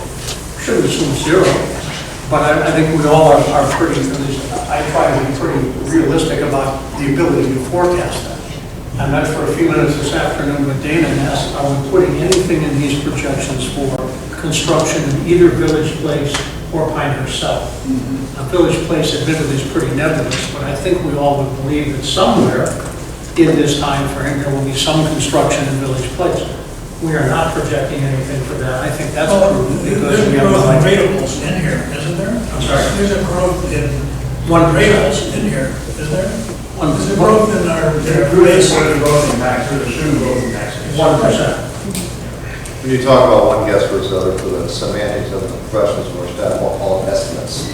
But I think the more important aspect we're looking at here, when we had the tax rate change and it dropped, it was because the actual revenues needed to run the government, okay, were now equated on there. So I don't look at so much as the tax rate on there as I look at the revenues as to what we're going to be taking in. So if we've got a decent estimate that's going on there as to what those expenditures are, we can assume that that's going to be able to be adjusted on there to bring in the proper revenues to meet our budget. And I think that's the overall end product. It's two ways to get to the same answer. That's Got it, but the point of it is, when you have two estimates, as you just talked about, versus Jack just talked about, I think we're safe in accepting this right here, understanding that if we have a massive increase in valuations, then the tax rate itself will go down to keep a more normalized income as to what's happening. And vice versa, if we have this massive drop in valuations on there, we're going to have to scratch our heads and say, are we going to need to raise the tax rate to be able to maintain the revenues, or we're going to cut the budget, okay? So effectively, it comes back to revenues that we have coming in and expenditures we have going out. And I'm not putting as much credence on the tax rate itself, okay? I was thinking more in terms of the actual financial forecast that's on page 180, the dollars, not the rate. I agree with that. Okay. I think we're safe to accept this right there today. So we can move on to looking at the five-year plan, or the highlights of the five-year plan. And so the tax rate there is on the top line, we looked at, and you compare that to what's in there. feet, next line down. Full-time equivalents, you can see the growth, 25 to 26, 1.5, and then add 2 more, 27, and that's what previously described to you. Sixth line down, operating income. This kind of gets to what John was calling attention to. When we compare revenues and expenses on the operating side, year over year, what we see is these converging lines. Right? The trend is that there's a lot less cushion in the out years between operating revenue and operating expenditures. And you kind of see that come to fruition in FY29, where that line, that cushion, if you will, is only $166,000. It's really kind of the same in FY28, but it's being masked by the fact that there's $1.2 million in revenue forecasted there from the sale of public services. And so I think that's the trend that John was calling attention to. We had some dialogue about that, why that's happening. The plan, this 5-year plan incorporates growth in a lot of areas, both on the revenue and the expenses side. But the one place where it doesn't incorporate growth is in property taxes, other than what results from more construction, more new stuff, right? And that's where I got involved with the conversation with John about the fact that when we do a revaluation every 4 or so years, that's why we do the CPI adjustment analysis, because that's the opportunity to correct up for that 50% of our revenues that aren't growing at the same rate that everything else is on revenues and the cost of doing business side. Off these exact numbers, the revenues are growing at 1.6% a year, and the non-capital, the operating expenditures are growing at just a very smidge under 3. And that gap is something I think we need to be mindful of, because if not addressed in some way, shape, or form, there will be considerations that have to be taken in down the road. You can't do that forever. But I thought we ended up getting a large amount in our general fund, stockpiling up with the understanding we're going to be spending it on these capital expenditures, which is changing something. I'm ignoring the capital. I'm just looking at operating revenue and operating expense. It's because there's no inflationary growth that's factored into our tax revenue, our property tax revenue. Everything else assumes an inflationary growth factor, both on the revenue side and the expenses side. Even I just did the arithmetic exercise of bumping fiscal 28 by 29 by 5%. And even then, taking that, you're still growing at like 2.6 versus 3. So the gap is obviously narrower. It's not closed. I wasn't going to make this comment now, but it's come up again. To the extent we are writing this document, at least in part for the public, if not primarily, our use of the phrase operating margin is unique, shall we say. And I think margin normally implies the difference between two numbers. This is really a ratio of two numbers. And I think for clarity, as well as internally, we ought to look at not an operating margin of 89.6, it's a profit margin, if you will, of 10.4. It's just a complement of the same numbers. But that's more readily understandable to the public who doesn't sit in these meetings all the time. For our purposes, I don't care which way we do it. You're advocating for changing the name of something that doesn't confuse members of the public. In some cases, we present that number not as a percentage, but as a decimal, and we ought to be consistent one way or the other. All right, and I guess I'd call attention next to projected annual gain, the loss line there from the bottom. You can see that's the execution of the plan, spending down the fund balance to accomplish these capital projects laid out several years ago. And we come on the backside of this, we start looking on the positive side.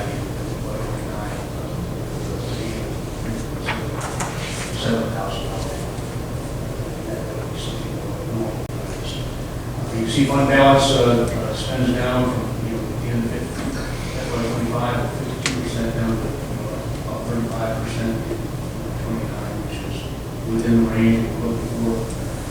And as I mentioned before, operating margins, as they're currently called, are lower than maybe we typically want to see, but it's, again, it's done for a reason. It's lower than part of the plan, and we use it to come up with that size plan, where we want to be. Pretty close to 9%. Well, I mean, that low operating margin is sort of a result of our accumulation of capital funds for years and years, and now we're spending it off. I mean, so it's a result of past activities as much as anything. Yeah, and it's, we needed to have these tax rates to get to the outcomes that we needed through this fire. So it's both. Well, I think, Jack, that's actually not quite right, because the operating margin doesn't really incorporate capital. I think Dan's explanation was correct. It's Right, but it does, to the extent that our operating margin is more than 10%, then we're adding more to our ability to Yes. use future capital. right. Than what we Right. ordinarily do.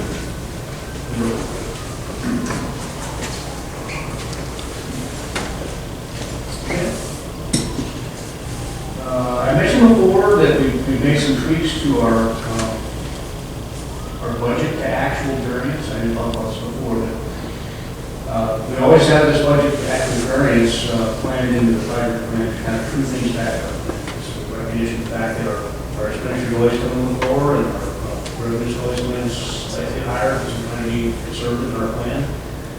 So we have historically projected that our revenues are going to come in about 101% of what's in the budget, and it's turned out to be pretty true, pretty close. A couple of years ago, maybe 3 years ago, the assumption that we had been using for many years was 93% on the expenditure side. And so a couple of years ago, we looked at that, and based on an actual past performance, we recognized, we'll probably make maybe a percent or two lower than that. So at that time, we dropped it to 92%. We thought that gave us more realistic results. And just for clarity, those differentials, those 101 and the 91, they are built into getting to the operating margin. It is not just a ratio of 24,590 to 26,380. It's 91%. It's 91% of 24,590 divided by 101% of 26,380. When you just divide the two numbers, you will not come up to our operating margins. I went through this with Dave this afternoon. Yes, that's correct. Right, yeah. And even if you want to be precise, they take 100% of the debt service, but 91% of the non-debt service expenditures. Now, is the 91% a result of not being able to really have full employment, and we have all these That's some allocated? of it. Yeah, that's a big part of it. That's a big deal. That's our biggest category of our expenses. Yeah. So, again, this past spring, we did this analysis again, looked at our actual performance from last year and previous years, and tried to true this back up and about that 91% is probably better than 92%. So these is, again, more realistic, 5-year outlook, if you will. And it's also probably the most significant reason we found that we're able to convince ourselves that we can drop the tax rate by half.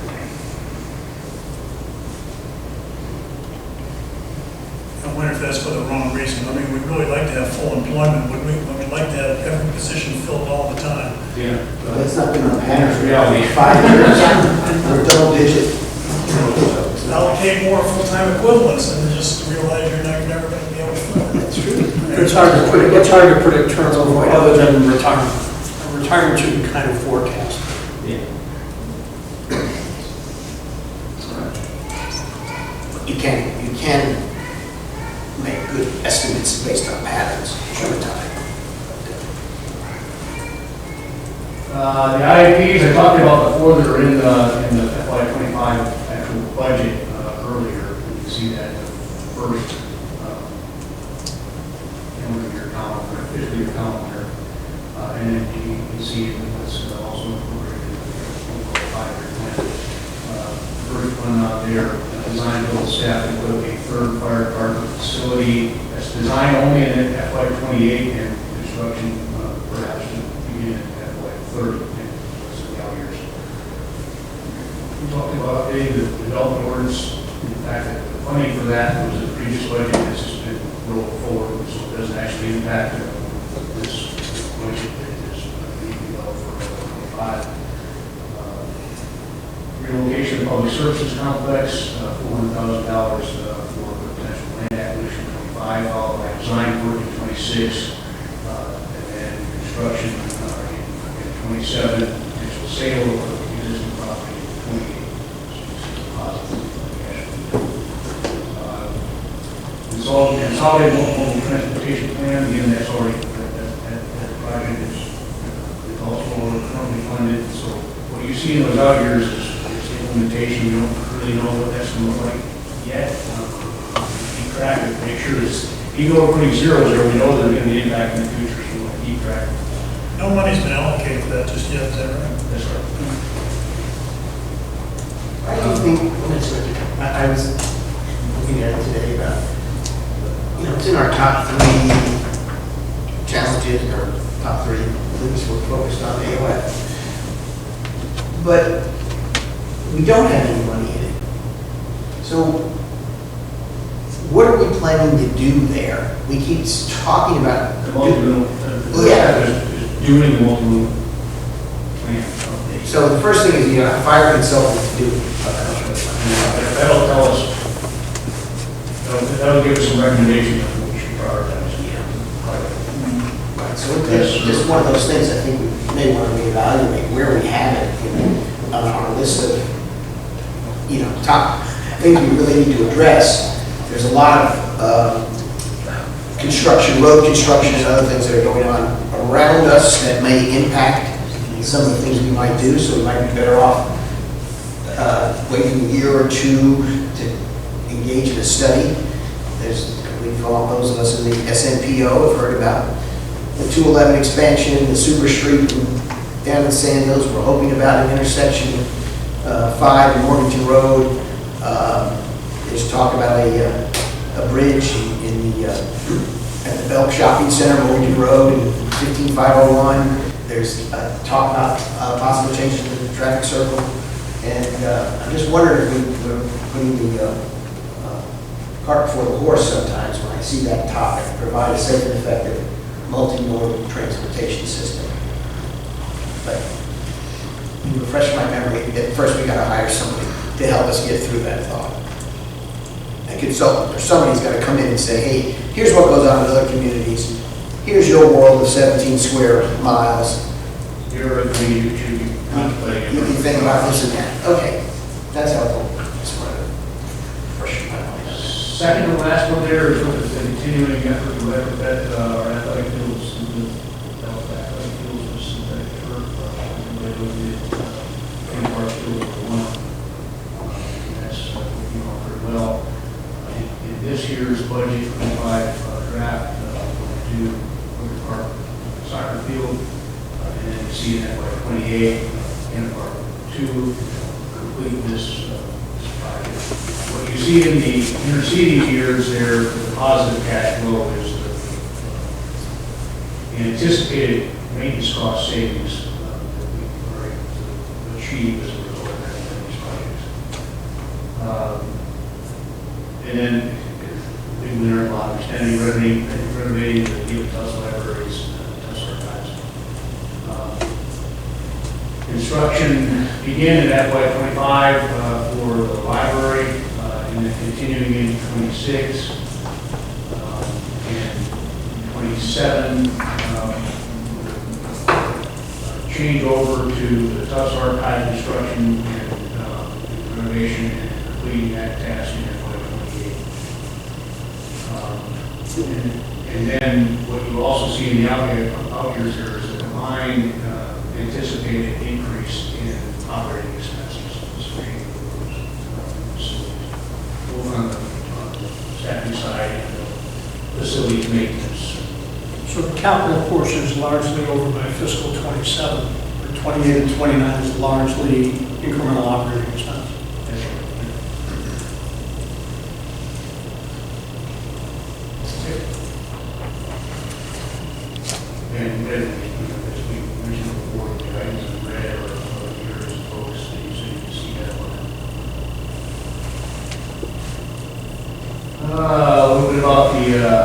SMPO, Special Revenue Fund that I mentioned before. It's a new section in our SOP. Current projected budget, or past budget for FY25 for SMPO is $216,700 total. That's funded 80% by federal grants, and 20% comes from member due local matches, which we are one of those local governments, and our contribution there on the bottom line, $12,000 for the we're still trying to.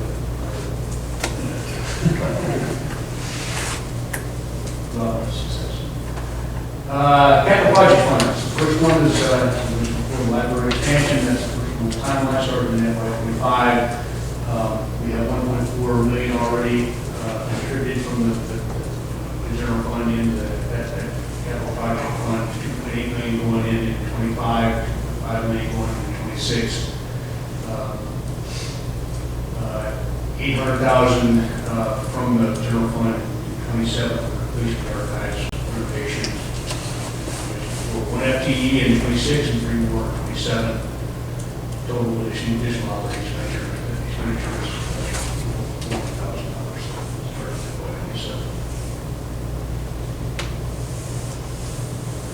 The second capital project fund that's in this 5-year plan is the public service relocation. Of course, it doesn't impact 25, so it's in the out years. Plan to fund this with a combination of general fund and debt service. It's split $3 million on each side based on the current projection of $6 million for construction. As I mentioned before, $480,000 for 26. In FY26 in this plan for site plan design work. You can see the assumptions that are built into debt service to factor into the 5-year plan for this. And the third potential capital project fund is associated with the third fire facility, and that's just getting started there in FY28 with the design. We've already had the land for that. Does the library rehabilitation project incorporate any savings from potentially moving the Welcome Center? On the operating side, yes. It can't be too much because we're just giving up that space we have. Yeah. It's the lease in the theater building to moving into our. I don't recall the exact number, but it's on the order of more than $10,000. Yeah, that's right. Okay. Claw back our improvements. Yeah, maybe. Maybe we'll be live. Never mind. Okay. Other city projects and purchases in this 5-year plan, as I mentioned before, is an ongoing year-by-year construction of additional pedestrian facilities that totals $2.3 million in the 5-year plan. Same thing. Stormwater improvements.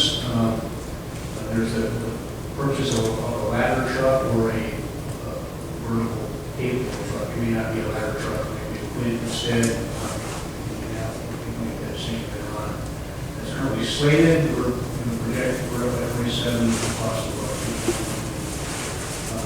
Document imaging, we talked about that earlier. And that's really, that's the implementation side.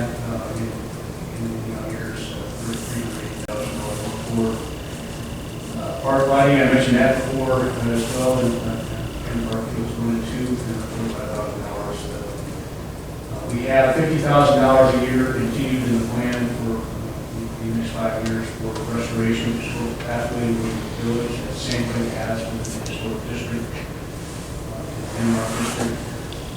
Streetscape enhancements only in FY25, so that project will continue to end in FY25. Final work to be defined yet in and around those places.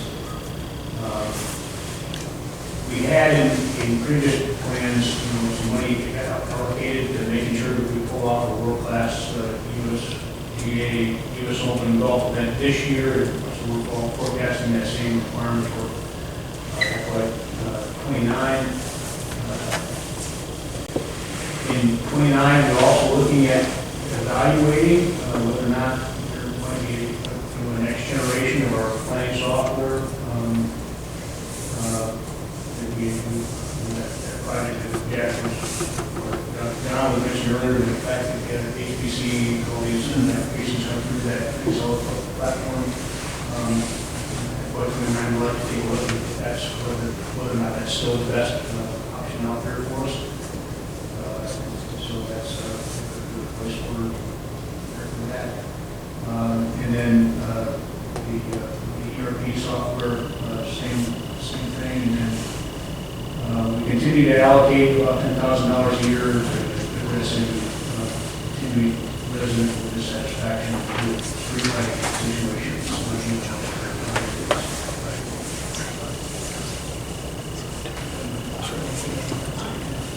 On the evaluation side, 2 birdies that are in the works here for FY25 and beyond, and 3 aces. The first one is an attempt to refine our understanding of what we need in terms of the third fire department facility, and so we'll get that kicked off pretty quickly. Let me ask you a quick question. I'm skipping down to the emission storage. That's a 4-year horizon there. I didn't think it was that long a horizon. Where's Doug? Am I wrong? I thought when we... That's what we approved, the 380 that was on the previous slide, and that's what we approved over out here. Yeah. But it's a 4-year horizon. I mean, it would be forever cost. Well, I understand that. I understand once you buy it, I understand once you buy it, you're subscribing over years. I get that business model. But the core of what we're going to get back, the 114,000, that work product, Yeah. we're going to get that sooner than 2029. Yeah, that is the next 8 months. Okay, all project. right, I understand paying for it forever, but I just don't, I just want to be clear that it's for this. Okay, thank you. But to Doug's point, as you described, the first step is to just get the 4 key departments. Right, I understand. And that's just what, current and future documents. In the future years, they're going to be going back and trying to digitize all our existing documents. It is going to be a very long process. We had some discussion about this a few days ago about, we're almost really at the point where this needs to change from Verdi to IAP, or through DIRD, and we're moving on to IAD, so the future has some features that describe as IAP rather than very process. And on the A side, as I mentioned before, we had our massive police department, another option there, that's in 2025. And in 2026, we would like to look for potential for some efficiencies in our P card, that's our purchase cards, seven purchase cards, reconciliation process. It's all done very manually right now. We automate that and free up some capacity for primarily finance department staff, and then also impacting our finance department staff to evaluate improvements to the budget development aspect of the US process.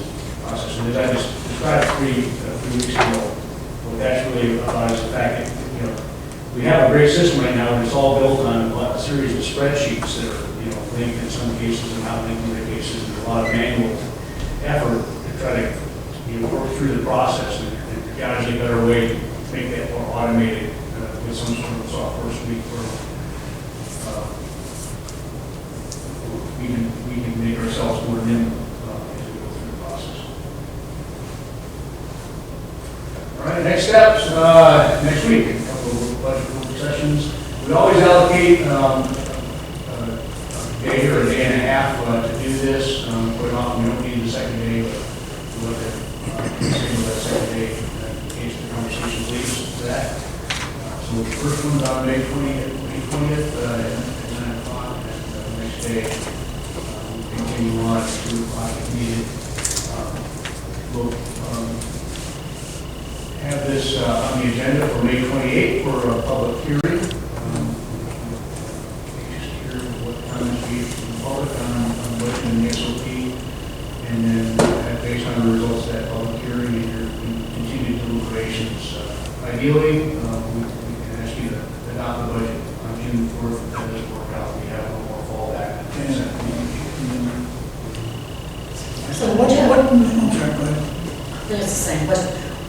What is the agenda for the work session? Specifically, what are we going to be talking about? What do you expect? We'll primarily be giving you kind of a refresh overview of what Mr. Sanborn presented tonight.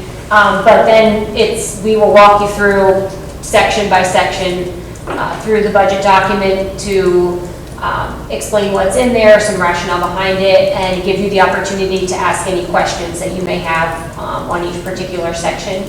And then we'll also have some time to discuss if there's some of the scenarios that the mayor requested. We'll look at those as well. So what flexibility do we have and what time frame to make substantive changes? If, I'm not anticipating it right now, but I'm just saying. Yes, so if there were any, we would make those changes to the document so that it's updated for the public hearing. And then if any additional changes are made during the council meeting at the public hearing, then it would be updated for the adoption. So the public hearing, clearly we want it to be almost final form, if you will, because that's what they'll be seeing, and their expectation is this is what you're going to approve. Yes, preferably yes. Right. Monday session, 9 a.m. to... It's scheduled for 4 hours, I believe. I had it for 3, but... 3, okay, so 12. 9 to 1. 9 to 1. 9 to 1. No, okay, yeah, I thought it's 4 hours. I Yeah. had 9 to 12. That's okay. Okay, nope, 9 to 12, sorry, 9 to 12. Yes, usually do a 3-hour session. What homework should we do before that session? Please review the budget book that you received. If you have questions that you would like to send to the council and staff as a whole in advance, that helps. Okay. That way we can be prepared to answer them. If not, please come prepared with your questions so that we can work through it efficiently. Well, But we certainly look forward to your feedback. when you first gave us the preliminary presentation, maybe a month ago, even longer. Yeah, you'd asked for comments to you all, and I think various folks up here made some comments. I did, and thank you for putting together those various scenarios. They're very easy to read. And so we can discuss those more at the work session, or we can, as council members, provide further input before we get to the work session. The work session is just down the road, but every bit of advance knowledge or question to the staff, the earlier they get it, the better they'll be prepared to answer it on the 20th. Or it's something that can be answered in the interim. But I do encourage my colleagues to look at the various scenarios, look at the proposal. And I have found over the 3 years that I've been very well trained. I do watch closely the 2 lines that I know guide generally the staff when they're looking at numbers, and that is the fund balance availability line, you're looking at 5 years, and the estimated operating margin, which, by the way, I'm okay with that. That's the way it is. I learned on that number, so I know exactly what each of those numbers mean. But and I know what they mean. What's the impact on the budget? What are we saying? And so I find that a helpful document. I think that one of the things we do need to look at is the spending side. As a colleague, Dr. Morgan, advised us last year, that is a side that we have to look at that, because that's what really impacts a lot of what we're going to do regarding the revenue, tax rate, what are we going to do over a period of time. We do have a lot of big projects out there, not the least of which is to turn over the first shovel of dirt on the library, which our community is watching very closely. And that will be followed by the archives. And we have other things that are out years out there, which is much different from the library and archives, which is really front and center on us right now. And we have some things that we have to follow through on because we have been doing consistently over the years. Stormwater, the streets and sidewalks, the retrofitting of our athletic fields. So I think we need to weigh things carefully as to how we prioritize both spending and taxes. And like I mentioned earlier on the multimodal thing, which we have up there as an AOF, and it's something important for the community. But as I look at those three items in red, I think the PDO, getting that up to date, bringing that to where we should be, is probably more urgent than our multimodal plan. But we can discuss that as a council, illustrate. Anyway. I have a couple comments there also, Go ahead. Patrick, and appreciate what you brought up. If you go to page 59, you'll see all the different touch points and how we develop a budget. And was it 17 years in a row we've had the award, this papers, or was it 18 years? 17. 17 years in a row? That doesn't happen by getting lucky once a year, okay? Right. It's a process. And the process is outlined very clearly on page 59. Yeah. And so we have a 17-step process of doing it, and one builds upon the other. To get through the step 8 or step 9 and have a dramatic change as to reset and stuff like that, it becomes very difficult in the process. So I would encourage all as we're going through this next year, make sure we're very aggressive at the start and having good discussions amongst ourselves as to what direction we want to go. So we establish a very good foundation as we move forward. And Jackie, I think your point is correct on there, May 28th, that should be pretty much a finalized budget overall. Okay? And let's keep that in mind as we're doing things, because that's how you end up getting those accounting awards and making sure we're doing what's needed for our town. Thank you. If I look at the plan, what exposures are there, unforeseen events that could in fact turn us upside down? And is there anything that you can contemplate that? I think I would refer back to the conversation we had with one scale about what is our appropriate threshold for fund balance, and why do we need to have fund balance? Right. And so, I guess I turn the question back on us here and say, our plan recognizes that we may have those unforeseen circumstances, but fund balance is what allows us to overcome. Are there any external factors that could in fact on the horizon and or like the black swan, that can turn this thing upside down? I think the economic uncertainty is the biggest deal. I think that none of us has a crystal ball and knows what's going to happen 2-3 years down the road with regard to the global economy or the U.S. economy. And Right. we don't have to think back that far to see a really stark example, and that was the crash that happened in 2008, and that impacted us all very quickly. Right. I would add one, Jeff, that you mentioned, I forget how many meetings ago, but tornado, weather event causes significant damage. I liked in your budget message the sort of macro items that you identified. Several of them that I follow that are beginning to flash yellow. I don't know that they'll happen. Credit card delinquencies have doubled in the last 18 months. In an economy that's 2/3 driven by the consumer, that's not a good sign. Now, they're not at a historically high level, and they may never go there, but those sorts of things we can't forecast. We all have opinions, we're not experts. And you're right, I think fund balance is what gives us, it's the rainy day fund against something that we can't control. I think we need to be cautious in our projections on sales tax revenue increases. We've seen boom times, they will not last forever, we all know that, and I don't know where to stop it. We have scaled back our projected growth in this plan for our sales tax. If we get it right, we know. Not that the resort hasn't been doing well, we're going to see an uptick in people who want to come play off the back end of the US Open, and they got number 10 and number, but that will not last forever.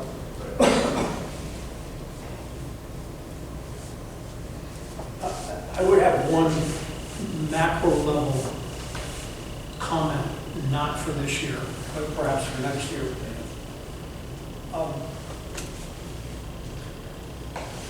This document for our purposes, and Jeff, you just mentioned that the 17 steps or whatever it is in the budget, this is fine for us. And I've come in 5 months now to appreciate better how the balanced scorecard, the Baldwin, how that approach works as a managerial tool, as a performance measurement tool, and what have you. As a communications tool to the public, this document is borderline incomprehensible. It gets involved in the minutiae that I have come to understand to an extent, thank you, Matt, and others. But I cannot imagine a member of the public moving here who's interested in what's going on in village government, reading 216 pages. By the time they get to page 28, if we're lucky, they'll give up. I think there's a better way for us to communicate this information, which is apart from our decision-making process, which inevitably has to become concerned with how we do things.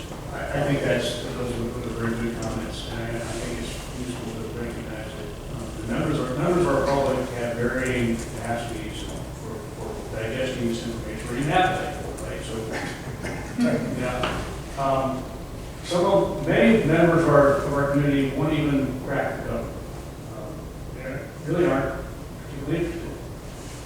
Many members of our community are interested to varying degrees, and I think that the best approach for members of our community to digest this document, to meet their needs, is to start with the budget brief. It's a very high level. There's some very good things in here. If you bother to get back to page whatever, there often is a roadmap for how to interpret that section. And I think as an appendix, that's actually very good for the first time user or the person who just has looked at it in a little while. I think this could be organized as more closer to an executive summary. That's the real communications document, followed by much of what is here, because we need it as a council to approve that which we need to approve. I would be willing to help participate with staff in how to reorganize this for next year. Obviously, we're getting the award 17 years in a row. We are doing not only something right, we're doing something very well. And there are elements of this which are absolutely required. I think we can present it to the public in a more palatable fashion. I don't disagree. That's what We start with the budget brief and move on to the budget message. If you have more appetite, then move to the section that describes how to use this manual and figure out whether or not, I'm communicating both right now, right? So what else in this document might I see some value in? And I think going to that section can help people understand it. Now, the other thing is, last year, Doug, we presented another document. I forgot your formula. I know, Shannon's tonight too. You guys put together an info brief. We did. And we're trying to actually expand that this year to develop a popular annual financial report, a PAPR. Yeah. And so, yeah, that is, we agree with you. I don't think anyone's really reading that. If they are, they should be working for us. But if we have a roadmap in here for people who are looking for something specific, then Yeah, so we will develop that and get it to you. I mean, it's a process we've started. It's a shorter document. It's easier to digest. It's got more graphic type information. Now, maybe less in some cases, I don't know. Yeah. in the past, we've pushed out the budget and brief, actually in a 3-page folder, or actually 1-page folder, 3 and distributed that to the community. In addition, most importantly, is the basic financial information is, where's the money coming from, where is it spent, and so forth, what are the services we provide, was in the newsletter, which was very well received in the community. So I recommend we institute a newsletter special edition, if you will, as possible. You got to push this information out, and you can't expect people to come and look for it.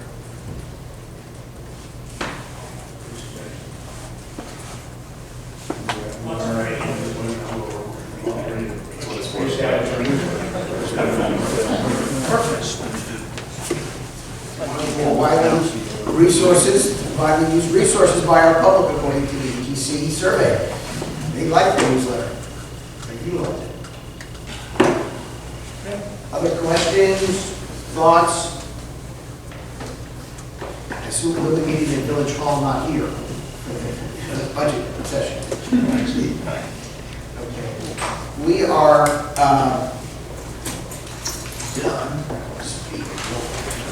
Oh, we are on other business. So, other business, ladies and gentlemen, other business that anyone wants to raise? No, thanks for that. Okay. Not Morgan? Okay. Comments from attendees? No one signed up. What? No one signed up. No one signed up, so you get one last bite of the apple. Anybody would like to come forward? Nope. All right. Why don't we take a entertaining I motion? move to adjourn the regular meeting. Okay. All All in done. favor? 5 minutes?